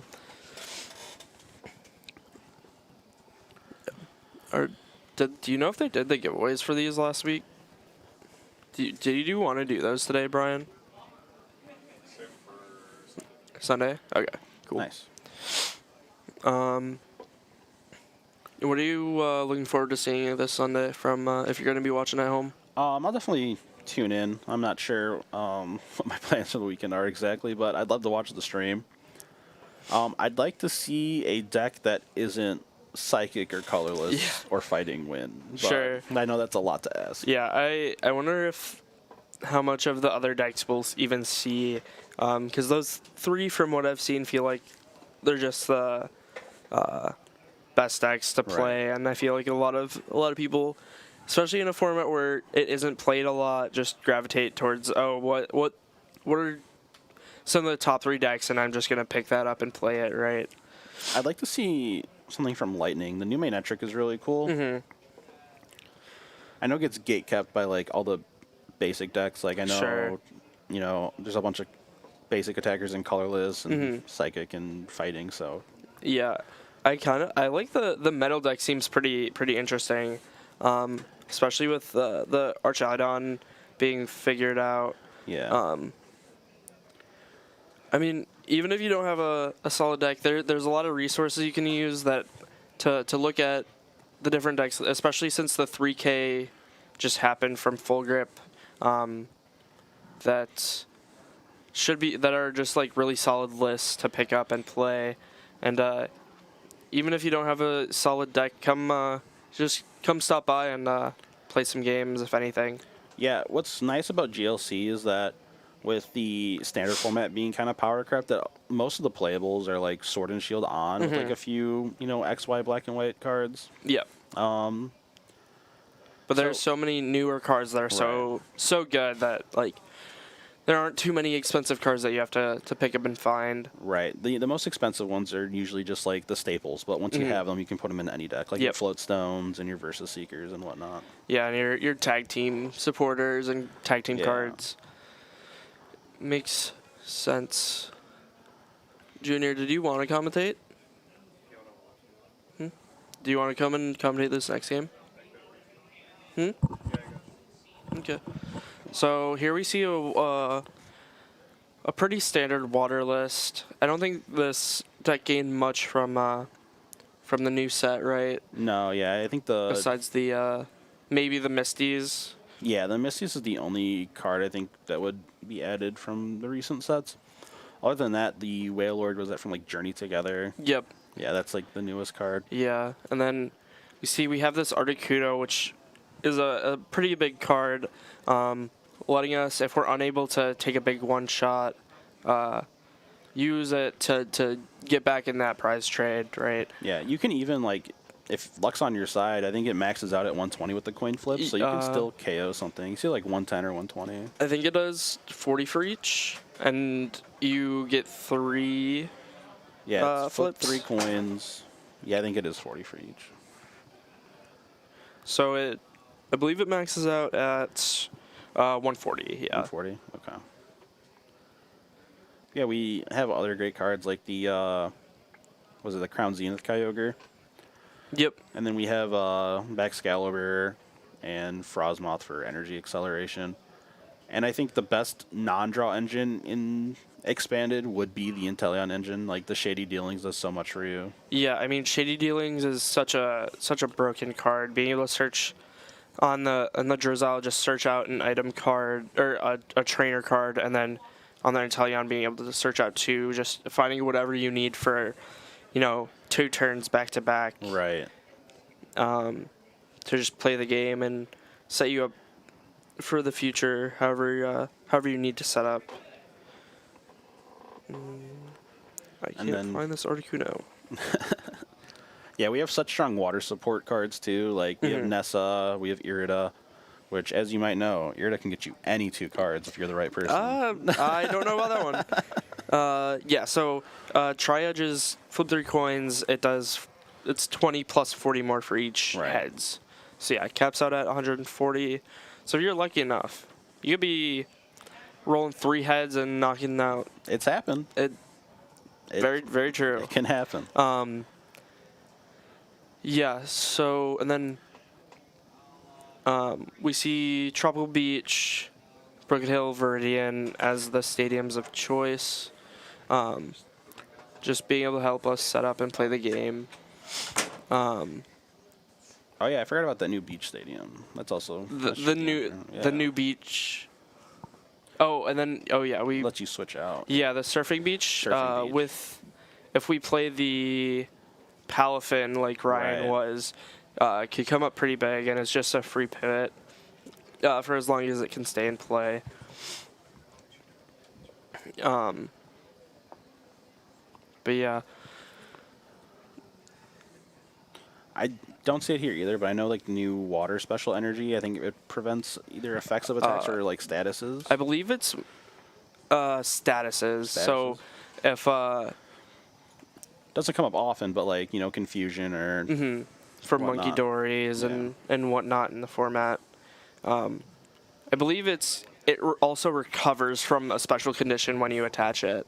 Yeah, that's really cool. So, Junior, how much time is left in the... There's 3 minutes, but Dan's Cobally installing. Oh.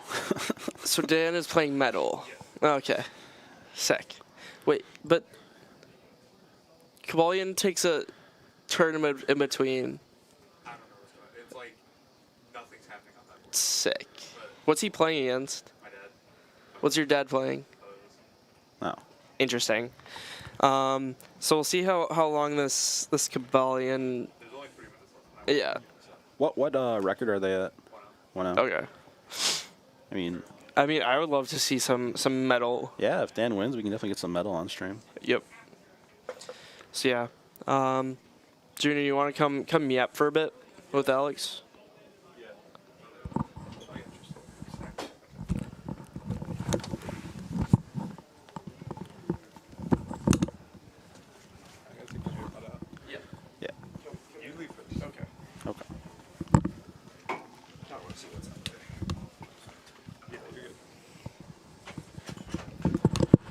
What's up, Junior? How you doing?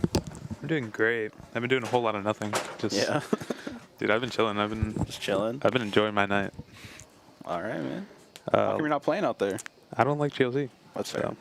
I was going to, and then I wasn't even gonna like show up today, to be honest, because I knew my dad wanted to, but I was like, I don't like playing GLC. It's like I played it last year during last year's summer, and I was like, dude, this is the least amount of fun I've had playing this game. It definitely is a format where you're either like, just like what we saw, you're either just having the best time turn 1 and 2, or you're just sitting there and saying, why am I playing this? Yeah, so it was like, I was like, you know what, I'm going to stay home.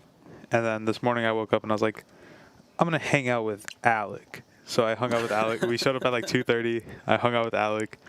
And then I was like, because I knew my dad was going to stay here because obviously he was playing. So I was like, oh, I could just take the car and leave if I wanted to. I ended up just staying. So here I am. I'm enjoying myself, though. It's been a good day. Yeah. It's always a fun time at Nerd Rage. But obviously you and Eli haven't been out in the field. So I've gone out a couple times, gotten to see what people are playing. There's a metal at 2-0, or a lightning at 2-0, sorry. Nice. A lot of colorless, though. A lot of colorless. Yeah, I had a feeling the room would be like mostly colorless and psychic. Evan Smith on that control colorless, I'm pretty sure at 2-0. I think Alfredo won this round too, so he's at 2-0 with fighting. So there's 2 fightings. I don't know about you guys, but I don't really want to watch a fighting mirror, so hopefully they don't pair. I don't want to watch a fighting mirror. But obviously, like, there's a couple more psychics out there. I think there's 2 grass out. Both aren't doing great. No. But I love grass, but it's like it needs something. Like the chestnut is nice, but it's a stage 2, and it's whatever. Yeah, but a lot of different variants in the field, and it'll probably translate into Sunday. Did we see any fire? No. No. I didn't see any. Any fairy? I don't think there's fairy. I don't think anyone plays fairy. The only person I know that has a fairy deck is Alfredo, and I think that's the only deck he didn't lend out. But he does have one, and he did tell me that that a person's borrowing all of his decks for Sunday. So Okay. there might be a fairy on Sunday, guys. We'll see fairy on Sunday. I don't know if you'll see it, but it's in the field somewhere. Someone will see fairy, maybe. I don't know on about you Sunday. guys, but somebody's seeing fairy for sure. But no, it's a very single color majority out there. Everybody playing obviously colorless, just knowing what's probably right for now. Not just gonna just put anything together that's like, oh, let's play fire.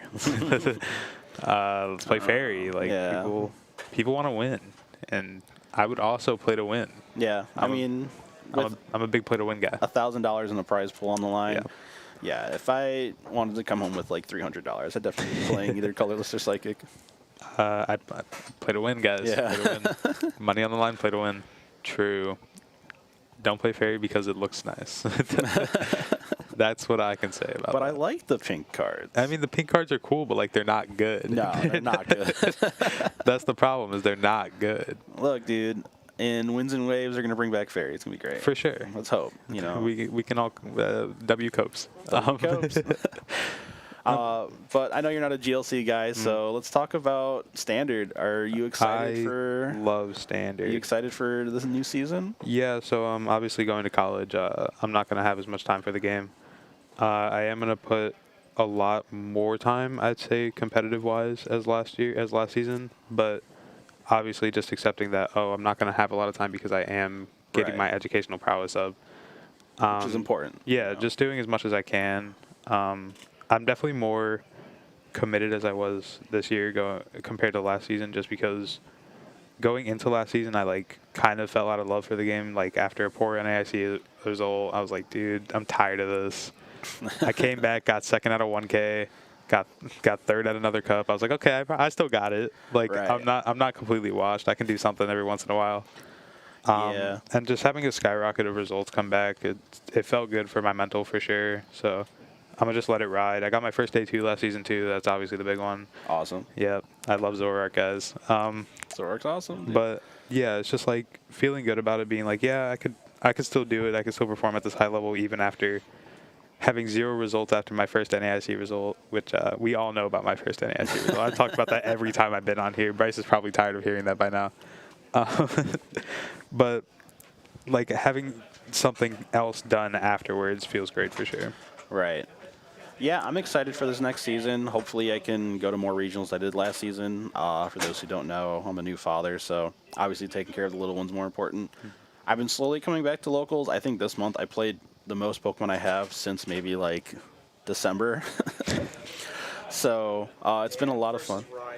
Dan versus Ryan, so Metal Psychic. Metal versus Psychic. That's awesome. That's gonna be fun.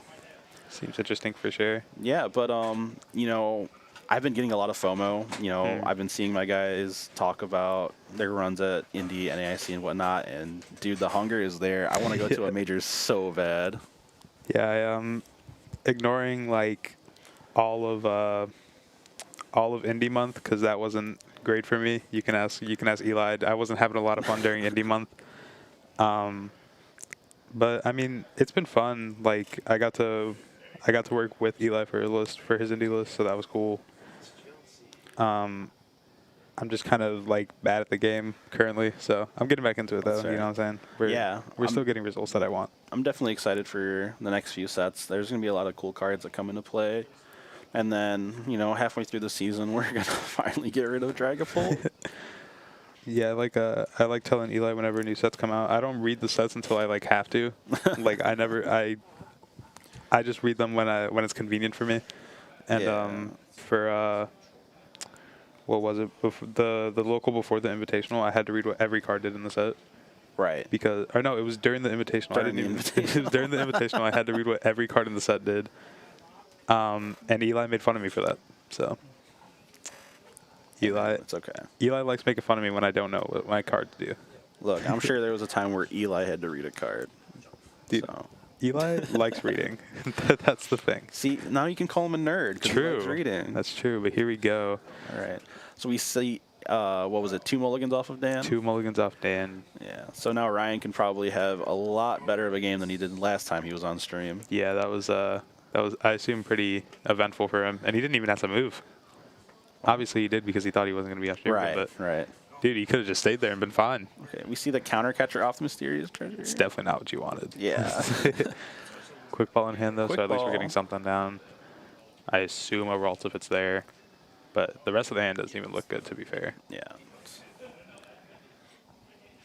Nothing off of 2 mulligans. Yeah, it was like reset stamp and something else. Yeah. Thanks, Shrugs. Yeah, it's awesome. It's the best thing that ever happened. It's scary. It's exciting. It's everything. If you plan on becoming a parent, obviously do it at a responsible time. But it's the best thing that ever happened. But I'm not here to yap about parenting. I'm here to yap about Pokemon. And yeah, Dan is out playing. Yeah, he said, Dan's out playing. I want to play this week. Someone get on stream. So I said, hey, I'm there. Yeah, he texted me asking if I could take his spot, and I was like, oh, I'm already taking Brian's, and then I was like, oh, well, I don't even know anything about the format, so find somebody else for Brian, honestly. Brian obviously at work, or I think he's with his fiance. One or the other, but regardless, unable to make it today. Right. I always want to come out to Nerd Rage. Obviously, it's hard to come out for me. It took me 2 hours to get here. It was crazy traffic. But, I didn't have to put together a deck and learn the format with all the pitch black changes that come out, so. What? Play it. Play it all again. Maybe have something else. We see Guzma bringing up the Frillish. We're benching the Revavroom. We're attaching, and it's a pass. I mean, it's a decent turn if you think about it, solely off the fact. Oh, I mean, Dan's hand being bad, but I mean, if we find a Rever and we have the energy, we're drawing 5 cards. Right. It seems pretty good. Okay. Scoop up net, just getting rid of Dan's turn entirely.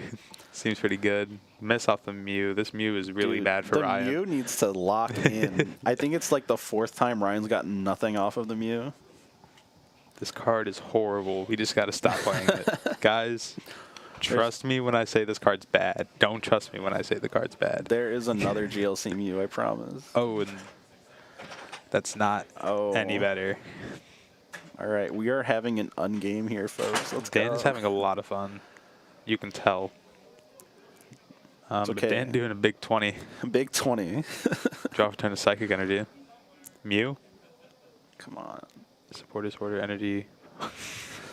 No way. This Bryce is having a great time. All right. So this is the 3rd kind of GLC game where no one does anything. Draw for turn. Is that a lost city? We are gaming. Oh my god. Whoa, Muscle Van. We're doing 40 now. That's a knockout. Oh, 30, right. No way. Wow. Professor's letter. Great. Let's go.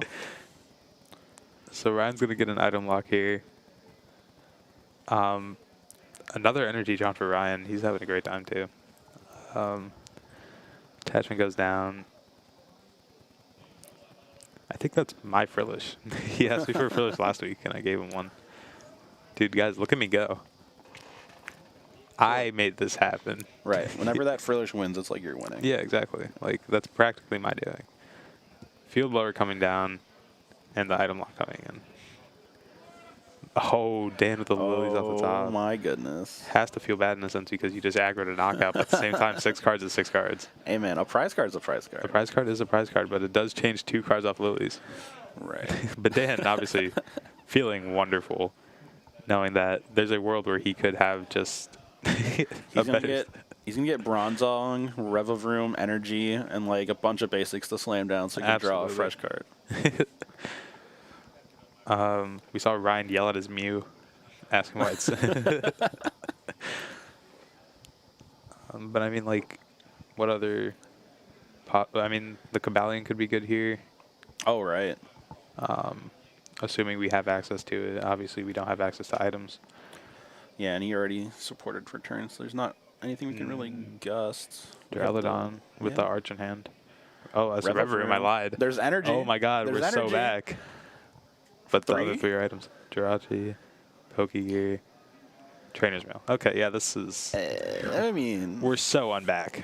We're gonna retreat obviously into that Stellar Wish Jirachi. I know that one, guys. See, and I told Dan yesterday that I didn't feel confident doing it because I didn't know what these cards done. I know what all of these have done so far. yeah, no, most of the GLC cards that are good are like pretty recent. So Cynthia and Caitlin grabbed off the Stellar Wish. That I don't know what that does, but Mysterious Treasure off the top for Ryan is huge. That gets him maybe something. Dude, I don't know what I was complaining about, Eli. I've known what all of these cards have done. What? I don't know what I was complaining about. I've known what all of these have done. Yeah. so this is easy. Rolling for the sleep, obviously. The Jirachi's still staying asleep. Yeah. Mysterious Treasure for, obviously, that Refinement Curlia. Pretty good. Yeah. I know you're a big fan of Refinement Curlia. We love Refinement Curlia. Dude, I posted on Twitter, if we can bring back Gardevoir EX, I'd trade 3 years of my life for 3 more years of Guardy. I wouldn't. I know. Nope. Dude, with Dragapult being as good as it is, dude, I don't care. I'd rather have 3 more years of Guardy than like 6 more months of Dragapult. You'd rather have 3 more years of Gardevoir when we're losing Dragapult than a year. Checks out. Dude, it's 6 months of Dragapult, okay? I think it's a fair trade. Sure, man. You know what? As long as Eli can get his BUEX back, he'll be fine. Lilies for Ryan. That's gonna be really good for Ryan, actually. Obviously, having done practically nothing up to this point.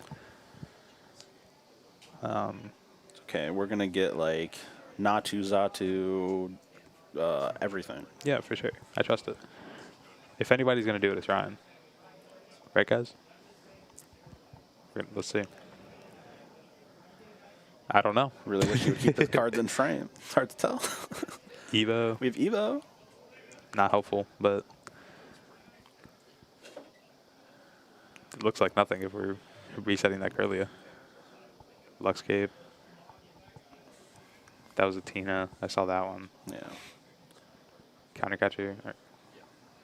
And then the Ocean of Gloom. Sleep. Still Another asleep? 5. Evo insets off the top. That's unfortunate. Right. What does Cynthia and Caitlin do? What does Cynthia Caitlin do again? It's draw. No. It's draw 3. I think if you like And then discard. Yeah. Or discard 2 cards, get a supporter back. Okay. So that could get the Guzma back. Yep.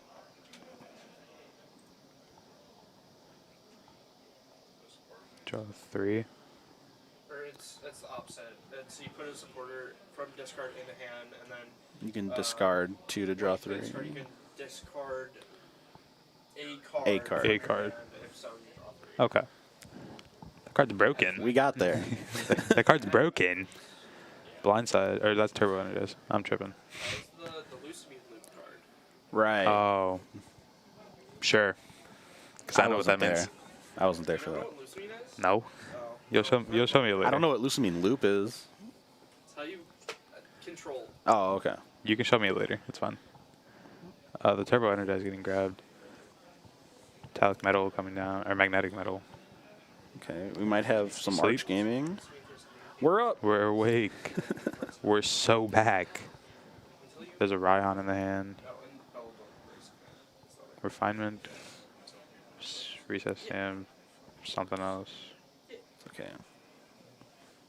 Monkey Dory. That's what it was.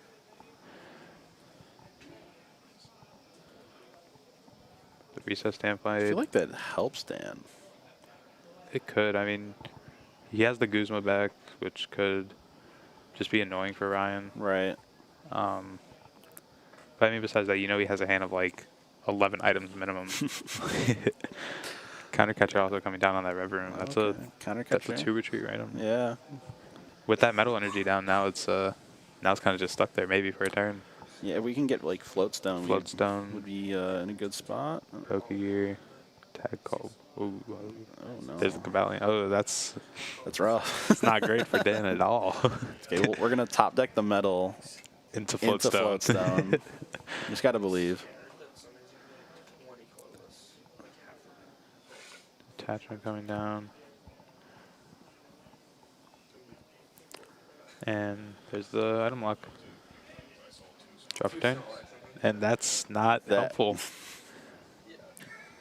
Dan is back to not having a good time. And there's the pass. Oh, no. We're finally coming down, getting rid of that Evo. Not going to need that anymore. Another energy Nope. pound and that counter energy. Probably just attached to the Tina, yeah, and just go back to item locking. That's also not helpful. Oh, no. I guess, yeah, I guess that does you something good at the end. Yeah. Right. We're drawing, are we drawing a card? Oh. Sure. Full bench. Full bench. Getting our metal back. 2, attach 1, draw 2. Right? Yeah. Because it's draw up to 6. Yeah. There we go. Escape rope. Oh, no. There's that- N. Oh, that's N. Okay. That could help. We're getting the floats down off of this. I mean, that was 5 items in a hand, and then you just happen to draw N as the 6th card. You're kind of goated for that. Dude, trust. We're getting the floats down. Floatstone's just not in the deck, dude. It's not? I don't know. At this point, I don't think it is. Oh. At this point, I refuse to believe there's a floatstone in this deck. Air balloon, maybe. Sure. Something. It's in every It's in deck. every but- deck. It's got to be there. So we're going to see 5 cards off the end here. Knowing Dan's luck, there's 5 items coming up here. We've seen him have 5 items in every hand that's gotten rid of. Where's the energy, Dan? U-turn board, Professor's Letter, Galarian Meowth. Turbo Energized, no clue which metal that is, but Dan seems interested in it. But we did use our attach for the turn Right. already. It's looking rough. And there's a Another pass. pass. That Gengar. I'm a big fan of that Gengar. Oh, yeah. Underworld Gate. Shout out me playing Zoroark V-Starts on my first ever regional. Hey, man. Zoroark was a deck. It just was not as good as everything else that was also in format. Professor's Letter coming down. I'm going to be able to get that Psychic in that Dark with that Gengar in the discard. That just makes your life a whole lot easier. Oh, yeah. So now we can just Underworld Gate, move energy with Monkey, continue swinging. Exactly. Evolution Intense coming down. Glade. Buddy catch. Are we doing it? Are we catching buddies? That's the question. Arvin for Buddy Poffin. Looks to be the grab here.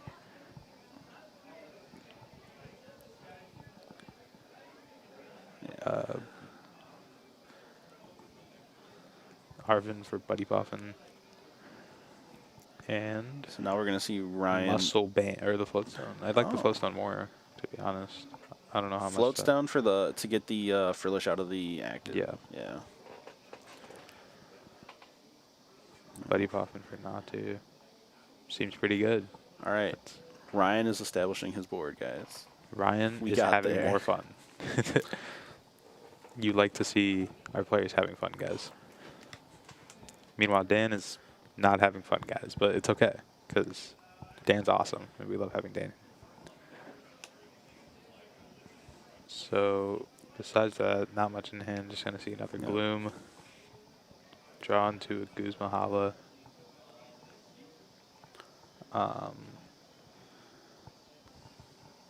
Not a lot going on for Dan though. No. Like a very low amount going on for Dan here. Obviously has to play the Guzma Hala, I'd imagine. There's not really much else to do for Dan here. Get rid of the letter and that Galarian Meowth. Crystal Yep. Cave. That's huge actually. It is huge. Floatstone. Floatstone. There it is. There it is. The game is a little playable. Dude, that is Dan Hugar Dan on TV. Hugar on TV. He is here. The counter energy being the 3rd card grabbed off the Guzma Hala. The Floatstone's the important piece. Yeah, the that's the main attraction here. The Floatstone's the one we've been talking about.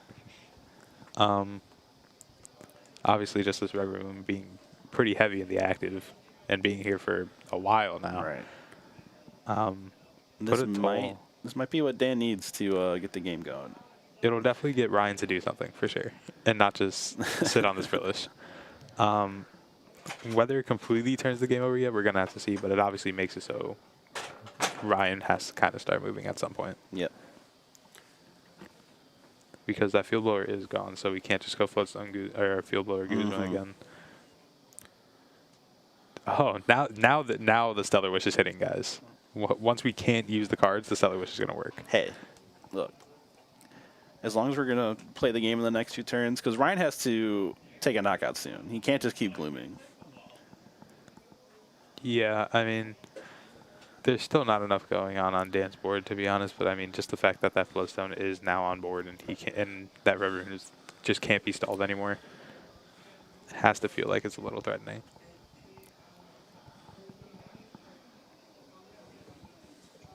So we're gonna play the Crystal Cave.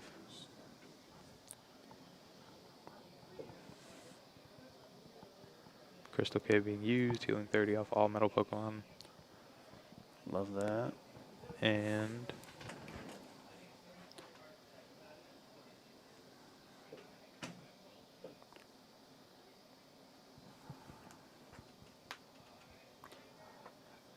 he passes and rolls for sleep, and it's a 1, and he is going to shuffle his deck from the Stellar Wish. We have the Buddy Catch here. Buddy Catch. Getting his own Guzmahala. Just for Town Store. Which feels fine. Yeah, just want to bump the stadium. So, and he is going to end up grabbing a tool just to have the muscle band.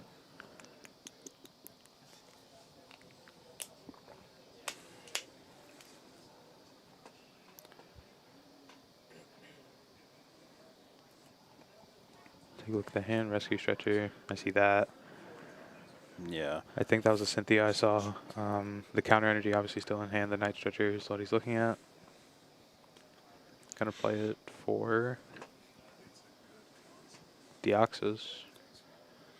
It's the guy. Right, we can start charging that up. Hopefully go for some spread action.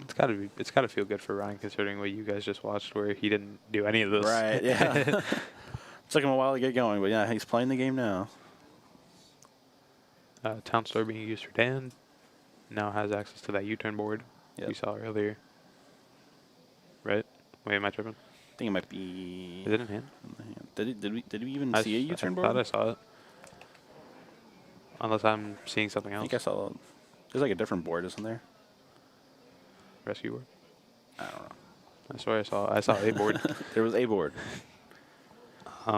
Just gonna keep looking through the deck for Dan, see what he has access to for the rest of this game.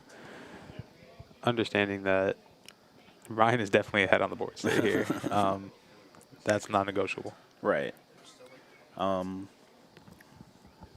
We have the Zacian that isn't doing anything. Yeah, there's This something board. Forgive us. Turbo Energize coming down onto the Beldome, or the Bronzor. The Beldome, oh my god, I gotta stop playing Standard. Counter Energy being discarded off the Rev Room. Bronzong found, Metal Saucer found. A lot of items that we still can't use. We can't play them. Gonna skateboard with the Stellar Wish. It was a skateboard. Yeah. Its retreat is 1 less, and it can retreat if it's asleep or paralyzed. Yeah. That's why we have it on Jirachi. Perfect for the Stellar Wish. Yeah. Which puts you to sleep. Stellar Wish also grabbing a Pokepad. Can't be played, but cool to have. Arvin going to come down for the Poke Gear. Also can't be played, guys. Look, when he can eventually use them, he'll have them. I mean, that's true, but also we can just buddy catch for an Iono, and then it's like, well, now I don't have all these items that I just searched for. Maybe that's what he wants. That's true. Maybe that's what Ryan's hoping for. Maybe that's what Ryan's hoping for. Dan's just getting rid of all the unnecessary items that he definitely won't need later in the game. Right. Such as that Pokepad. Because Pokepad's bad, guys. Bad card. It's just like your Celebrations Mew. Just gotta take my word for it, though. Yeah. Yep. The card can grab any Pokemon in this format. It's bad. It's bad. Don't play it. See, because the problem is it doesn't grab Dragapult. Right, the best card in this format where there are no rule box Pokemon. I think you've cracked it, dude. That's what I'm saying. I think you have the best deck in this format. Oh, I do for sure. It's called Raging Bolt. For sure. Right, Eli? He agrees. He's a knower. He be knowing.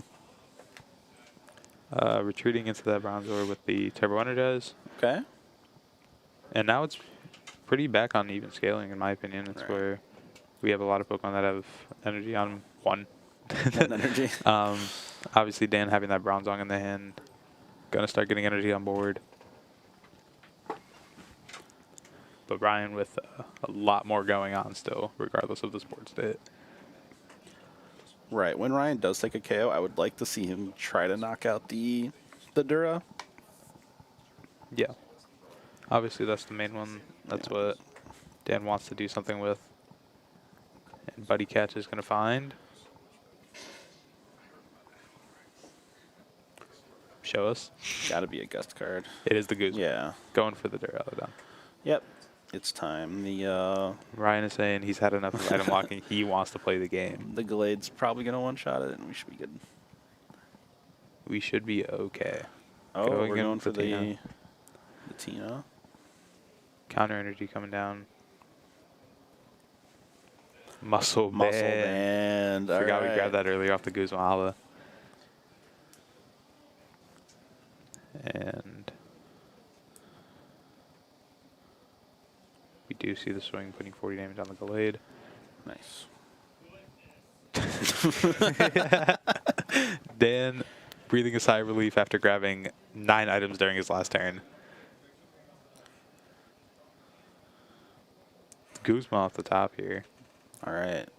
Let's see some metal gaming, Dan. Let's see some items for Dan. That's the important part, is that we have access to these items.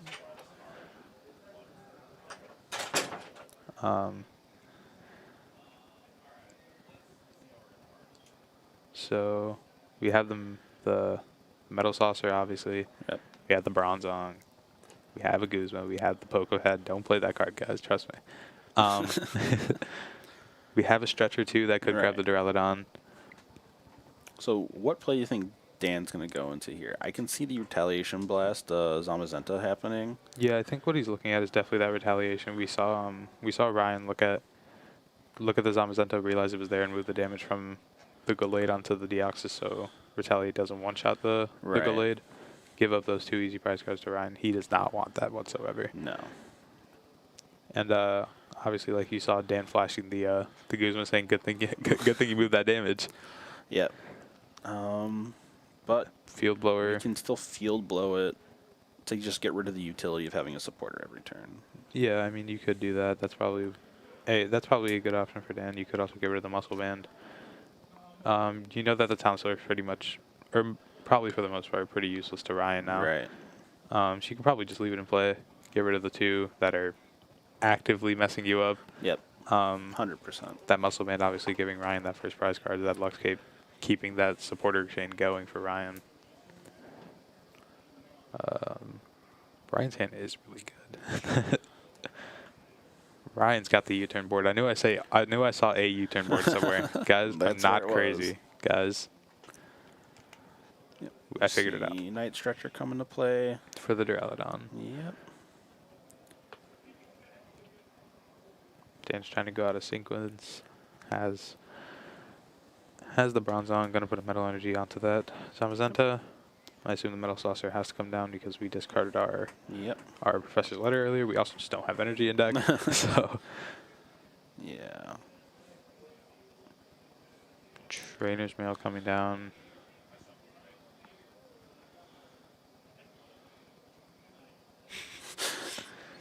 Dan just trying to make sure he shuffled. The Philippe would be huge. Philippe is huge here. Via Seeker, also an option. Don't know what's really... We haven't played many sporters. We played the Cynthia Kalen. We played the Guzmahala.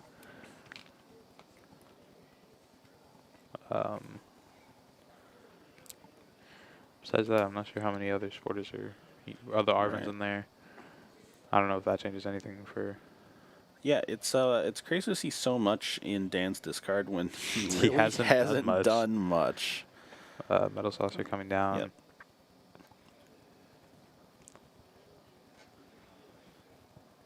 Field Blower, hitting the Muscle Band, hitting the Lux Cape, just like I said. Yep. Knowing that Ryan's practically out of tools, he's not afraid of Town Store. Power Core. Mm-hmm. And there's the Guzma coming Yep. for the Gallade.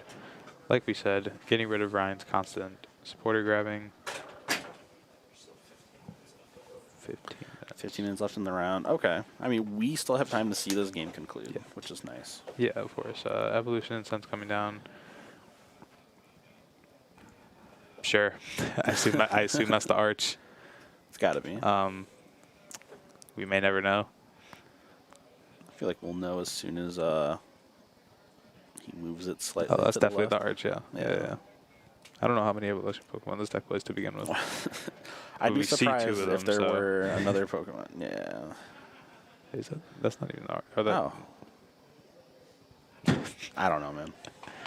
I just work here, guys. We're good. Promoting the Frillish. I think is okay with that Floatstone in hand. Drop return.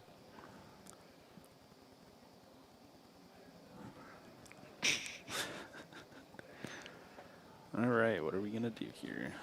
See, normally I never have this problem with Ryan. I'm always really good at seeing what Ryan has in his Yeah, hand. I've not been able to see a single card in his hand.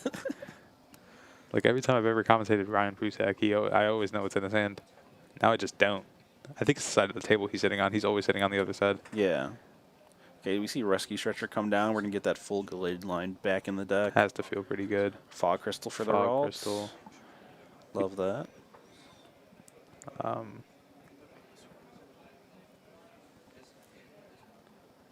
So I know we took an Inkay off the prize. We have a there's- Wonders Patch. We have a Raihan. So could be looking to go in with the Deoxys. Which it would only be the 120 though. That's the thing. It only does the extra damage if you have more energy attached. Yeah.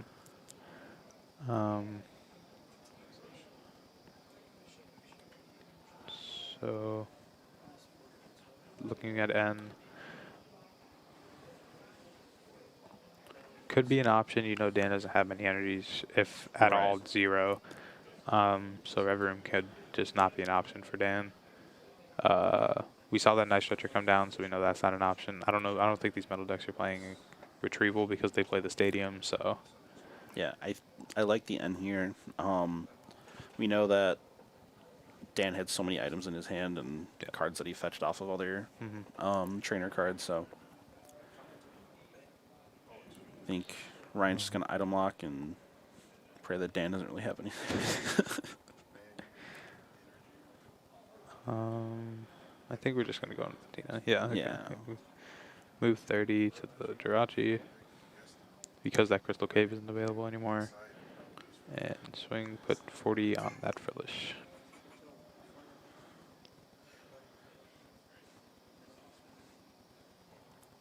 Okay, Dan.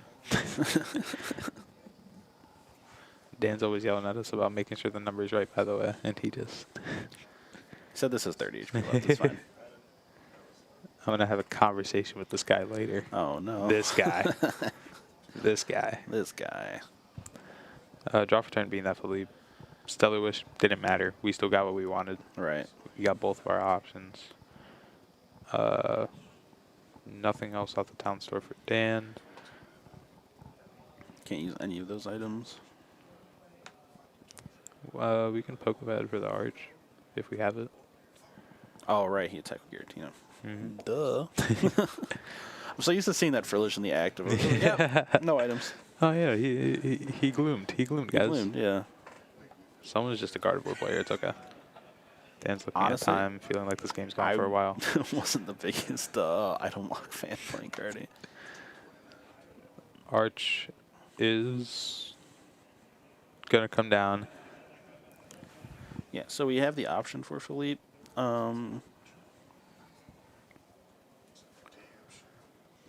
I would like to see the arch happen if we're able to KO the Giratina.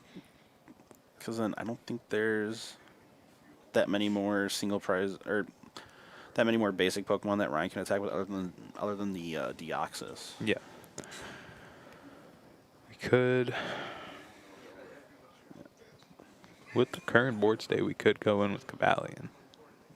Right. I'm not opposed to Cavalion here. Especially with the escape rope. Yeah. But obviously the big one in being just we don't have another way to accelerate an energy with just this Bronzong. Bronzong being the only. Oh yeah, I forgot we have Philippe. You're right. Yeah. I'm a liar, guys. But it's okay. It's a new card, don't worry. Yeah, I still don't know what that card does. I'm just kind of agreeing with you. I think you attach 3 metal from the discard 20 of your Pokemon. Oh, sick. Okay, yeah, that's cool. Good card. Using the Bronzong, putting a metal energy onto that arch. Shout out every time that Ryan's picked up Dan's discard, Dan's asked for metal energy. Gonna pass here. Going back into Ryan's turn. Ryan has Monkey Dory damage to work with. He has the Refinement Curly already.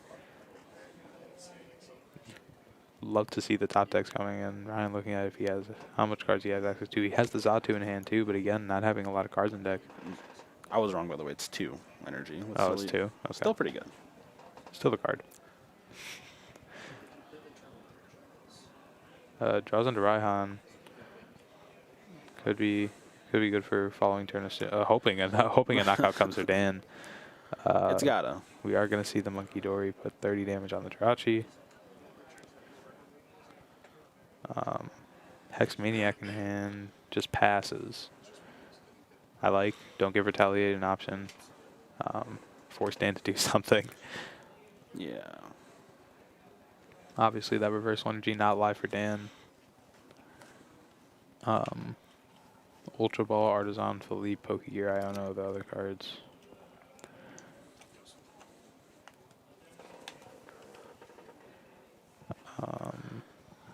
Yeah, Dan's just in a tough spot here. Yeah, no energies available to him.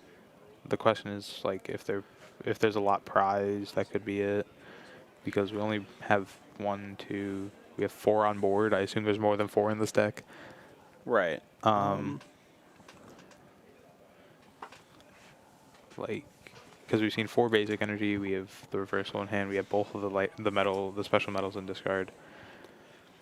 Stellar Wish coming down. Yeah, it's just super unfortunate that the cave is gone because we can definitely see Ryan monkeying the last energy onto that Jirachi. Yep. Wanting to set up multiple prize cards. Yeah, we're definitely going to KO that Zamazenta next turn. It's going to be a hard turn for Dan to follow up with once Ryan does that. Yeah. We have the VS Seeker for our Guzma.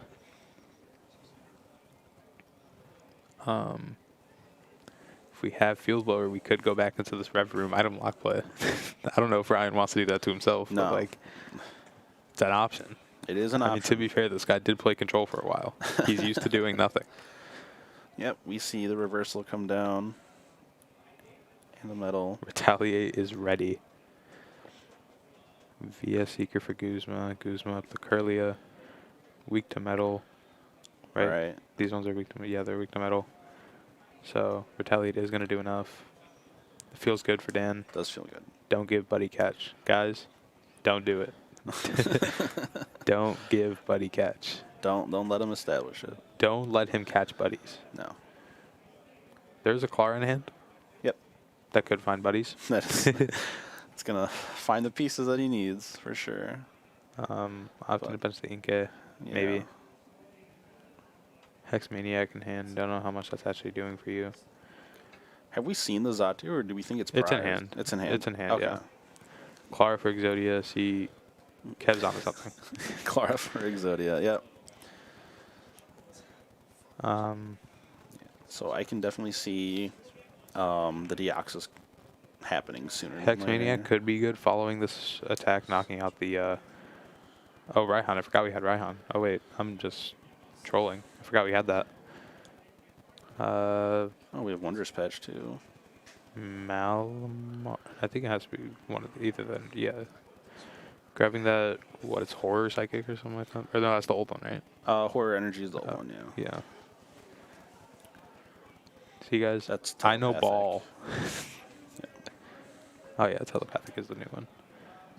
Guys, that just means I know ball. Think about it. He's a knower. That's all we gotta say. So we're gonna see the Giratina here take a knockout. We are going to move the damage to the river room. Continuing to set up multiple cards. Taking that knockout out. A huge knockout for one. Obviously knowing Dan doesn't have a lot to him. He does have that Philippe to be able to charge that Archalodon. But how the much Deoxys can still hit through Arch. That's the only thing.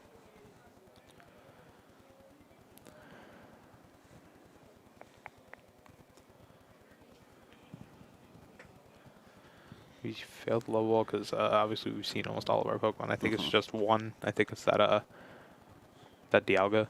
Right.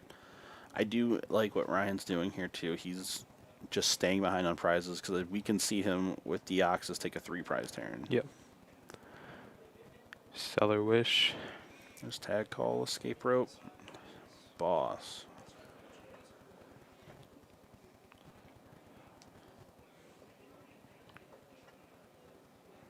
Opts to grab the Escape Rope. That's probably correct. Yep. Tech Call's not doing anything. You used both of them already. No purpose in the card. Gonna play the rope. I'd assume it has to be Frillish, right? I mean, that's also that's. Yeah, I mean, does the Retreat Lock damage? Does it damage? I don't think so. It doesn't look like it does, just from the card itself. Retreating into the Rever Room with that Floatstone. Philippe coming down, going onto those arches. Gonna now retreat, given that both of them did have free retreat. Yep. And there's the knockout. Guard. Going down to 3 for 2 to Dan.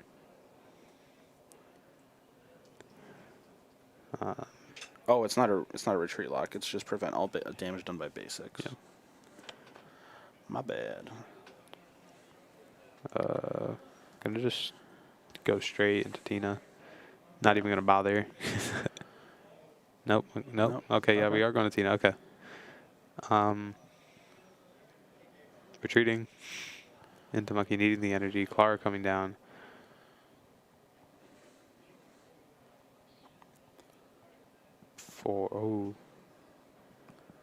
Is now Gengar time? Oh boy. Obviously, we're looking for Mind Bend here. I assume. Yeah, it's definitely a Mind Bend angle. Mind Bend used. There's the confusion. With no switch outs left for Dan, I believe we've seen Guzma twice now. Yep. Escape Rope. I don't think they're playing switch, are they? That would make no. Yeah, okay. Yeah. I think we've seen every switch out that Dan has. All of our retreat fixers in the sense of U-turn board, Floatstone. Yeah, I mean, we can manually retreat, but we have doesn't feel nothing. good. Yeah, we have nothing to follow up with. I mean, we can retreat into Jirachi and just hope it's enough, but at the same time, you have 1 energy per turn now because you're down Metal Saucer, you're down your recovery card, you're down your stadium. We just have nothing.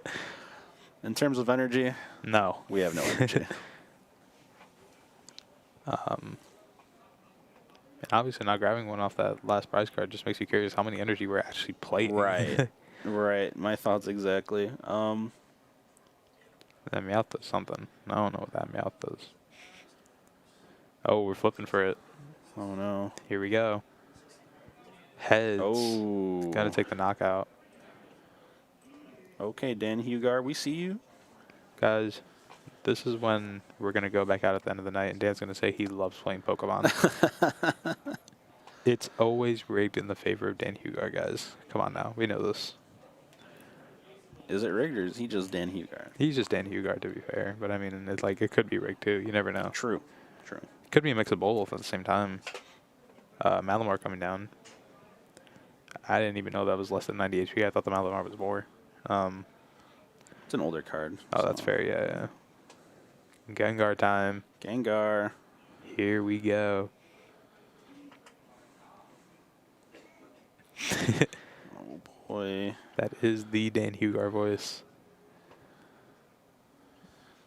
Surely 80 damage. Surely he doesn't flip heads again. You never know. The one card. Oh, it is an energy. We have one energy. Good to know. All right.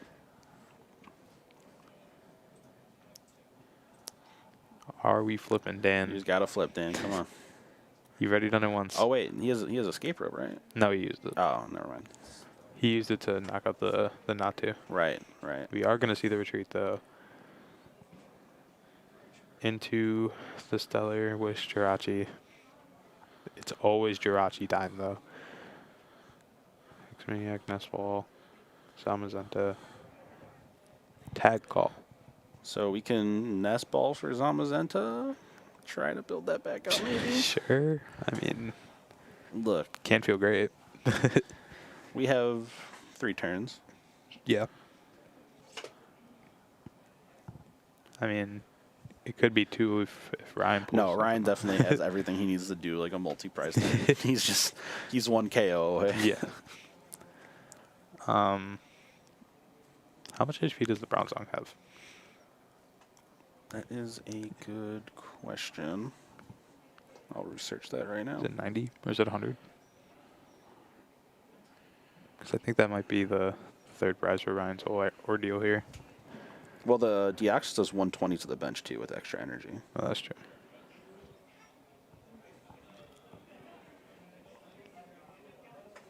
Bronzong used, Hex Maniac used. It is 110. Okay. No, wait, that's the wrong one. Sorry. So many Bronzongs, man. It's, Dude, they all look the same. Okay. And Ryan decks out. Oh. All right. It says he doesn't have it, so he opts to research and just decks himself out that way. All right. That was interesting. That was a game. It was a lot of nothing, and then a lot of back and forth, and a lot of doing nothing together. GG. GG. Dan Hugar, obviously, doing his thing. We know Dan's always happy to play some Pokemon whenever he can. Dan likes Pokemon, guys, and Dan every time he's up here likes saying how much he likes Pokemon every time he gets the opportunity to, and it's shown every time he has the opportunity to play Pokemon that he wins playing Pokemon. He wins. Dan likes he Pokemon, just guys. wins. You want to come back, Eli? You can, okay. Got you, Eli.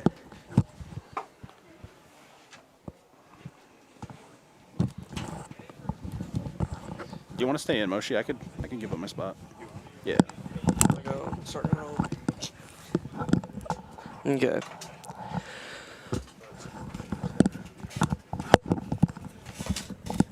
And I'm back. Hi, Eli. Hello. So I saw Dan there win a very, very long game. It was a good call, and you not want to do that one. That one was pretty long. Yeah. But yeah, I was taking a look around at like every game, and almost every game had a colorless deck. Yeah, on that's it. what I'm saying. I looked around. I was like, oh my, this deck must just be. Yeah, once he walked out, I was talking with Alex, and I was like saying how the previous rounds I was able to walk around the room, and I was just like, yeah, there's a lot of colorless that like. It's like all colorless, and then there's like a couple. There's a couple fightings. There's Yeah. a lightning. I don't know if he's 1-1 or 2-0 or 3-0 now or 2-1 or whatever. Damien. Yeah, Damien's so. 3-0. He donked Evan's Pidgey on the backup stream. Sick. So We have a 3-0 lightning. That's cool. It's not spread lightning, is it? Or is it? it's the like elective Electros. Oh, okay. So probably not. Yeah. I just know that there is a spread lightning. That's. Yeah. I just know that's a deck list. I think it was Elias might have been playing it. I know it was like this. Yeah. And I believe that Rolf won. I could be wrong, but yeah. Roth So 2-1. And Alfredo's back, and there is Damien. Speaking of which, I assume the lightning, Ranger yeah. goes, yeah. You guys saw Alfredo earlier playing that fighting. I think there's 3 in the room, maybe 2 to 3 in the room. Obviously, Olive, Alfredo. I think I only saw the Alfredo and Olive fighting. Yeah, and we'll see if Alfredo can do the same thing he did round 1 with that nuts opening. It's cool to say because when we were here earlier, because we all showed up a little early, right? Like Alfredo likes coming out early with Alec and I, and he did that every game against Ryan too. Really? So he's been consistent with it, and I mean, he has Lunatone, Floatstone, and Pokepad for Solrock. I didn't see a fighting energy in there though. I didn't either, but I also see that Damien has 4 basics and the Battle VIP pass in hand. So, but no energy, nothing to follow. I see. This might be spread actually with the Tapu Koko. I mean, Tapu Koko also is really good because it just has free retreat. We see Alfredo here going first. Pokepad, Solrock is there. It's got to feel good. We were talking about it outside after round 1 when I stepped out. Alfredo was asking how many times he's going to prize one of the pieces. Yeah. Because obviously that's like a big worry for this deck. It's just prizing one of your Solrock Lunatone pieces. Yeah, you prize one of the Solrock pieces. You prize one of the Hariyama pieces. Like you prize like the Dogi or one of the Rainbow Energies. It's like, okay, well. Yeah, we'll see how we'll see what we can do, right? And this Solrock Lunatone engine is so big in this deck. Yeah. Just being able to set it up early enough to start drawing and playing the game, right? Obviously. Lunar Cycle, Okidogi, Luminous. So we get Nest Ball, Luminous, and the Okidogi. Sure, man. So we're playing the game. Alfredo's having a great time today. However, I didn't see another fighting energy to keep using this Solrock Lunatone on the following turn. I didn't see anything either. There's obviously that Aurora, the VO Seeker. Yeah, so we'll be able to like Guzma this Okidogi into the active this next turn with that Aurora. But we'll see if he top decks anything else to start playing the game. Yeah. Yeah, so I'm gonna be honest with you, Eli. You're gonna have to help me with this lightning deck. So Morpeko has Torment. It does, I think it's 20 damage, and you pick one of your opponent's active Pokemon's attacks, and they can't use that. So I'm pretty sure that's one of the big things in Lightning to help with this fighting deck, because most of the Pokemon only have one attack. Because they have abilities. Yep. Such, yeah. And then, so this Blitzel evolves into a Zebstrika that lets you discard your hand and draw until you have 4 cards in hand. Then you have the Flaffy, that is your energy acceleration. Then the Zapdos, when it comes into the active, it does 70 more damage, I believe. Okay.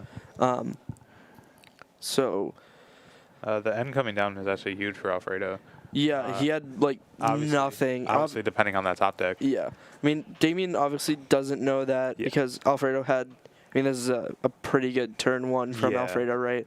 You have to think, Alfredo has stuff to continue on. Yeah, just hope to disrupt what he may have. Yep. You told me that. You've taught me that a couple times. Just to assume they have it at all times. So. I mean. Just assuming it's there, just gonna see if it can stop Alfredo even a little bit. Yep. And we see here we get the electro power, but we still whiff that energy. Yeah, it's a huge there. I mean, wonder what. I think Alfredo's just trying to make sure that Luminous works with another special energy attached, which it does. It just becomes a colorless. Yeah, so if we were to say attach to strong energy, we wouldn't have the dark. We wouldn't have the dark effect. So yeah, we would need either a fighting energy or like the Aurora or another of the rainbows. Yeah. Karina lets you get a fighting Pokemon and a item. Okay. Or is it? Yeah, because we're gonna be grabbing a fighting Pokemon, and I'm guessing Professor's Letter. Yeah, that was at the top of the deck. Looking for here. We do also have Barb. That's So we're getting the Barbaracle. So see, now we don't even have to worry about Luminous Energy. Yeah. What were we worried about? I guess we drew the ocarina's, didn't we? Yeah, Okay, cool. I believe so. So yeah, we're gonna be able to attach for turn, and then barb to the active if we want. Oh, we have the U-turn board, okay. and we have float stone in our hand. Cool. So we're gonna be able to Brooklet Hill. use this Lunatone to just see more cards, getting that Makuhita on the board. Now, Alfredo here is just getting his board fully set up. This list is very consistent, I'm noticing. Yeah, I mean, Alfredo's just, every time we've seen him on stream, has been able to set up this okie dokie, set up this board to where we're just drawing a million cards a turn, setting up this big okie dokie with 230 HP, just slamming things for 270 or for 170. I do like the interaction between Town Rap and Heavy Ball that now he just can't play. Now he can't play the heavy ball. But I mean, fighting energy I think is correct. Not having another one, not being able to lunar cycle is a pretty big deal. Yep. We see this heavy ball getting that Dynamo. I know what those two do. I didn't see anything else though, but one thing I do know about this lightning deck is that they play what, 2 Dynamotor Pokemon total? Yep. So you get the Flaffy and you get the Electros. So I'm guessing here we're gonna be grabbing that Flaffy. That's what it looks like. That free retreat, we still have no energy on board though, so I was gonna say we can go into Zapdos, but we kind of can't currently. Yep. We do have the Lilies though, that is a huge card to find. Yeah, we're gonna. I assume we have to unless we're Guzma Hollowing, but if we Guzma Hollow here, the problem is that we just don't have an energy to do anything. Green's Exploration, I know what that card does, guys. I think. Do you? I think I read it once. Take a guess. It's search for 2 something. I think it's just trainers, right? Am I tripping? Yeah, if you have no abilities. Oh, I'm so good at play. it, guys. Oh, but he put the Flaffy down. Oh, and he also has Sprint. Yeah. Okay, I guess it didn't matter. Yep. Yeah, so I'm guessing here we're gonna Lilies, hope we see some lightning, and then We got to find one eventually, right? yeah, I mean, I would hope. We have one prize and it's a special one. Okay, yeah, we find one. Find one. So find Oh, we two. found 2. Okay, we find 2 we're lightnings. back. We get the Buddy Poffin and the Trainer's Mail. Attachment coming down. We also have Nestball. We just don't have like. I don't know how we're gonna deal with this Okie Dokie. I don't either. What's like a big attacker when it comes to this? The Electros. Is it the Electros? Yep. Okay. So we're gonna get the Electabuzz. That's a cool Electabuzz. Bless you. Thank you. Here, like, if we could have, like, going into the Morpeko would have been kind of nice to force Alfredo out of this Okie Dokie. And force him to use that float stone, then Yep. just go Guzma into the barb. Yep. Force him to sit there. Yeah, but now we just have this Zapdos in the active that's going to get knocked out by this Okie Dokie. And Alfredo's going to go ahead by 2 prize cards. Interesting to see this Sudowoodo come down because it just copies whatever attack your opponent used on their following turn. Would it account for the Zapdos damage or no? That's actually a good question. It's the same. I believe it's the attack, not the damage. Okay. So it wouldn't copy the effect of it too? It would copy the effect. Oh, okay. Yeah. So, okay. I believe so, at least. That was a really good 3 cards off that Lunar Cycle. Terragon, Hariyama, and Energy Retrieval. Yeah. Bring up that Flaffy, a huge deal actually, even like ignoring the fact that there's no energy in this card, just... Yeah, if your opponent's Pokemon use an attack during their last turn, use it as that attack. Okay. Parallel City coming down too.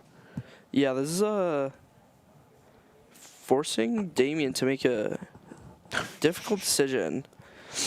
Alfredo trying to attach an Energy Retrieval to a Soul Rock. Yeah, I mean, we're just able to, like, Alfredo's just fully setting up his board, stuff, and Damien has got like, very little to nothing going on here. Opts for the Rainbow Energy. This promotion doesn't really... I guess it could matter. The Dynamo has free retreat, but the what is it? Electros doesn't. The Zebstrika. Or the... What are you talking about? Dynamo's evolution. Oh, yeah, the Electros. Yeah. Yeah, the Electros has a 1 retreat cost. Yeah. But with this U-turn board, the Zip Strike, it gets free retreat as well. Silent Lab grabbed off the... So this only is going to be...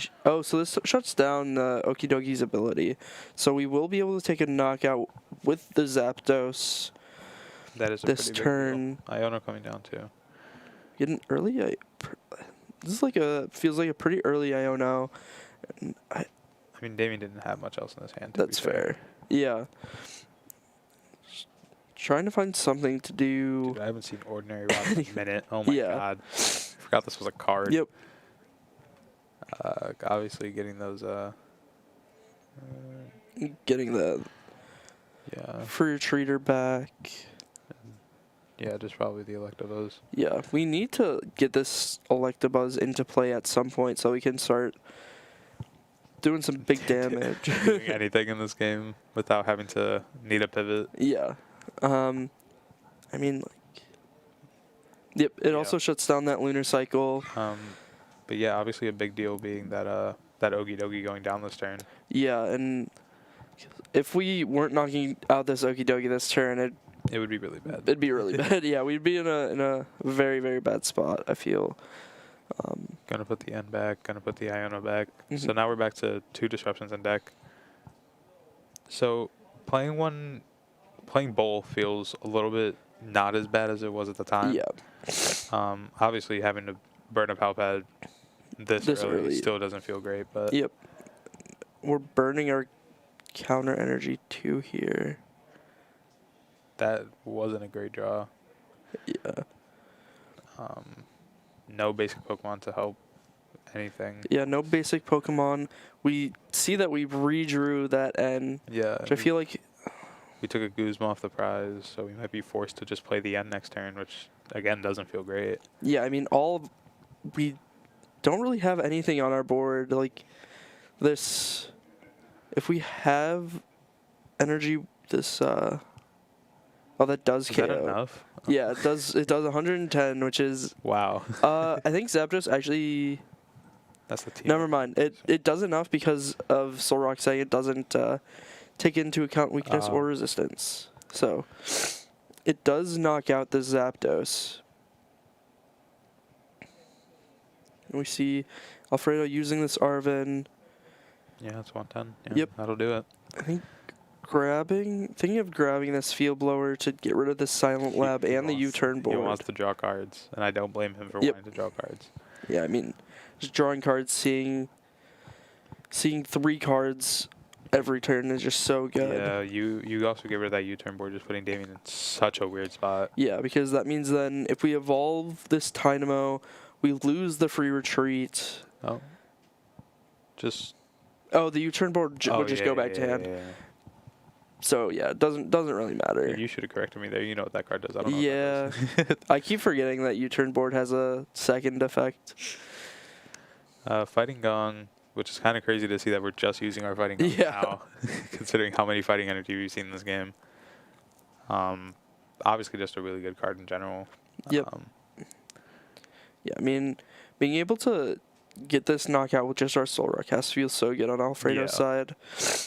Not putting our Hariyama in danger, and not needing to immediately set up this Okidogi again. Yeah, not being forced to play the Clara has to feel pretty great. Yep, because then this following turn we just Clara for Solrock and the Okidogi back, and we're just fully set up again.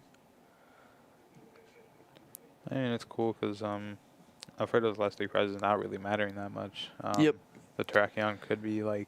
Or no, the Terrakion doesn't even matter because everything hits our weakness. Yeah, everything hits for weakness hits for weakness into everything except the Zapdos. Yeah. Canary being played, I assume. Yep, Canary, discarding that Guzma, searching out those 4 electric Pokemon. I know that Regieleki. I played that one. Yep. I played that one when it was bad. I played that one during rotation, guys. I'm just shaking my head at Junior now. Dude, listen, I didn't have all the Reggie pieces back then. I didn't want to ask because I didn't know anybody yet. Uh-huh. So yeah, we're finally getting the Dynamo evolved. All the guys. All the guys. Just don't know what we're attacking with here, because we're not going to be able to set up the Reggie Lucky. Should we have routed first for the Zapdos back? Maybe, but that doesn't even... Are we not going to play the rod? That can't be right. Oh, we're just retreating and... Oh, because we played the Canary. Yeah. So we want to save the rod and the N. Mm-hmm. We're spreading. Oh, it spreads to everything. Word. Yeah, it does 20 damage to everything on your opponent's board. Rainbow Energy off the top there is actually huge.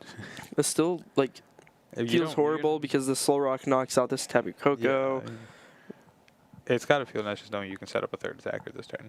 As Alfredo, yeah. Yeah. Just, you have 3 prizes left to take. You're taking one here. And you have attackers. 2 attackers. That hit for weakness. Yep. Feels pretty good. I know Alfredo's feeling great. Yeah, I mean... we're just Lysandering the Lucky. Dude, I like Terra Spark. Oh. Does Regilucky has 120, doesn't it? Yeah. So we're retreating to the Hariyama. I feel like I would much rather just have taken the knockout on the Electabuzz if you were taking a knockout. Does the Stone Energy get rid of retreat? No, this... Because then that energy should be off the board. Did he... He retreated, but he didn't. I thought he attach retreated, right? Or no? I don't think so. Want to go... No, because he attached the Rainbow Energy. He has... Huh? No, but he has the Barb, right? Oh, did he? I didn't see an energy in discard. I would go... Just make check, sure. Yeah. How'd you retreat the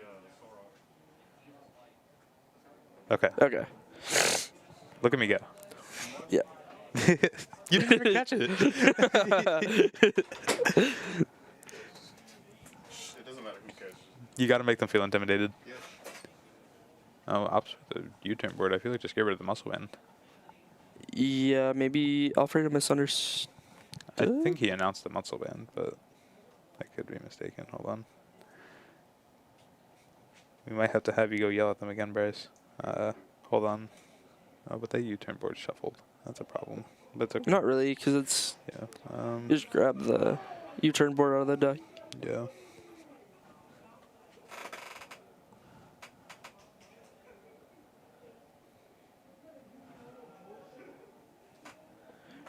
Or maybe... No, if he's playing the end, No, so he did say the U-turn board. Yeah, because he wanted all of the retreat options Yeah, because we're getting off the board because we're playing the end. Yeah. Yep. Heavy ball and fighting energy, so that Lunar Cycle, as we've seen all game, It's just drawing him enough cards to get him what he needs, right? yeah. Nest ball for the Lucky again. Yeah, just we don't have enough acceleration, and we discarded the counter energy earlier. Yeah. So, I guess we have the E power to knock out this active, I believe. Yeah. If we want to. Power does what, 20 more? Or 30. 30? Yep. So we could do 50 to this active to knock it out and spread 20 everywhere else. At least maybe it's 20. I might be wrong, but Does this mean I know more about you? Or more about Pokemon than you do? I thought it was just the same as Power Tablet.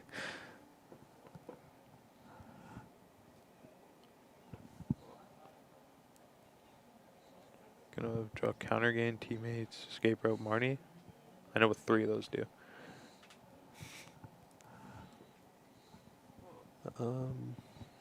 Counter gain is live though. I know the Electropowder does 30 more. Oh, okay.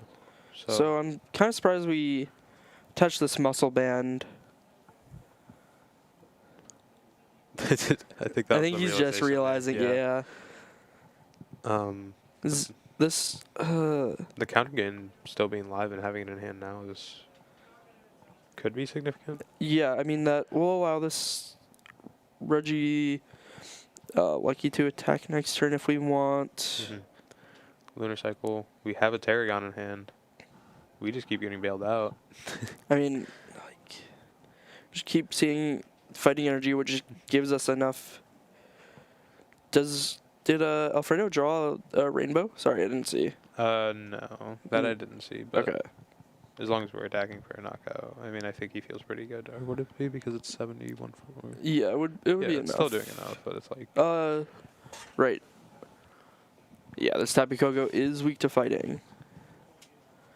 We also redrew the U-turn board, so. Never worried. What was there to be worried about? Great question. 'Cause, yeah, so we can just Tarragon for the energy, Barbarical 1 to the active, Yep. and then attach for turn to the active to take the knockout. Yep. Go down to 1 press card with no attacker on board. Or no current attack setup. Sure. We would need. And we still have Soul Rock Muscle Band available to us. Yeah. Attach for turn. I mean, it's Reggie Lecky coming up to the active, along with like a N to 1 or something of the like, would be Well, we played the end last turn. true. Yeah. We have the Iona. We have Iona to 1. We know how that goes usually. Yeah. Incense, could find an Electivire. I think our best attacker this turn is probably the Regieleki, though. Probably. Green Exploration hand also not usable. Oh, We have did no we? energy in deck. Is the Iono in there? Am I just blind? No. Did he use the Iono and we missed it? Did he discard it as something? Because I don't think I. Yeah, we might have just missed him discarding it off of a sprint. Oh yeah, I think it was off a sprint a couple times. Ago. Yeah, that would make sense. So we have no disruption. We have Ryan. It's not disrupting this turn. It's If not we disrupting, but, I mean, take a knockout, has to feel pretty bad. Yeah, the Iono is in the discard. I assume it was the same term as We the end use sprint. the reset stamp.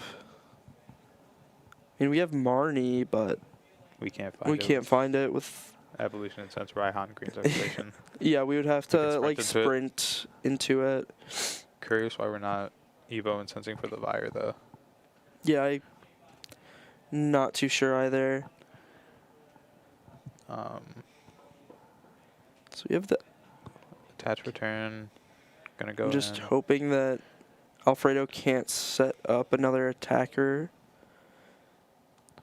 Another attacker that's doing enough. Yeah, I mean, the thing is that the Sudowoodo, so I thought, yeah, the Sudowoodo should just do enough with 2 energies. Yeah. Which we got off the Tarragon. Mm-hmm. And because of there being, we have Guzman. And we have, I think Alfredo's just making sure he does enough damage, checking everything. And there it is. And, yep. So So- Alfredo going to 4 feels pretty good. Yeah, he has to feel pretty good going into this weekend. For sure. Especially with him being able to like set up as well as he did every game. Every game, and he said he's claimed he's done every game. So Yeah. that's feel really good. I mean, this fighting deck must be feeling pretty good, especially going into a meta full of colorless, and then with the couple lightnings spread around. Yeah, absolutely. Other game finished, Bryce? Okay. Well, thank you everybody for joining in and coming and watching some games. course. And You're going to be back on Sunday, right? I will be back on Sunday with Dan commentating. You want to throw up the graphic really quick? If we have it. I won't have a surprise appearance this time because I'm not actually showing You're up not on Sunday. show up. Play some games. So yeah, Sunday we are having our GLC 1K. Yep. To anybody who's coming, we are starting an hour earlier. So make sure you show up before 10 o'clock. Store should open at 9. Yep, store should open at 9, and we will be coming in live, Dan and I, at 10 o'clock on Twitch and YouTube. Yep. So please come watch. We're hoping for a pretty decent turnout. But yeah, I assume we'll get one. The Yep. Chicagoland area does love some GLC. Yeah. So thank you everybody for watching tonight, and we hope to see you on Sunday. Yep.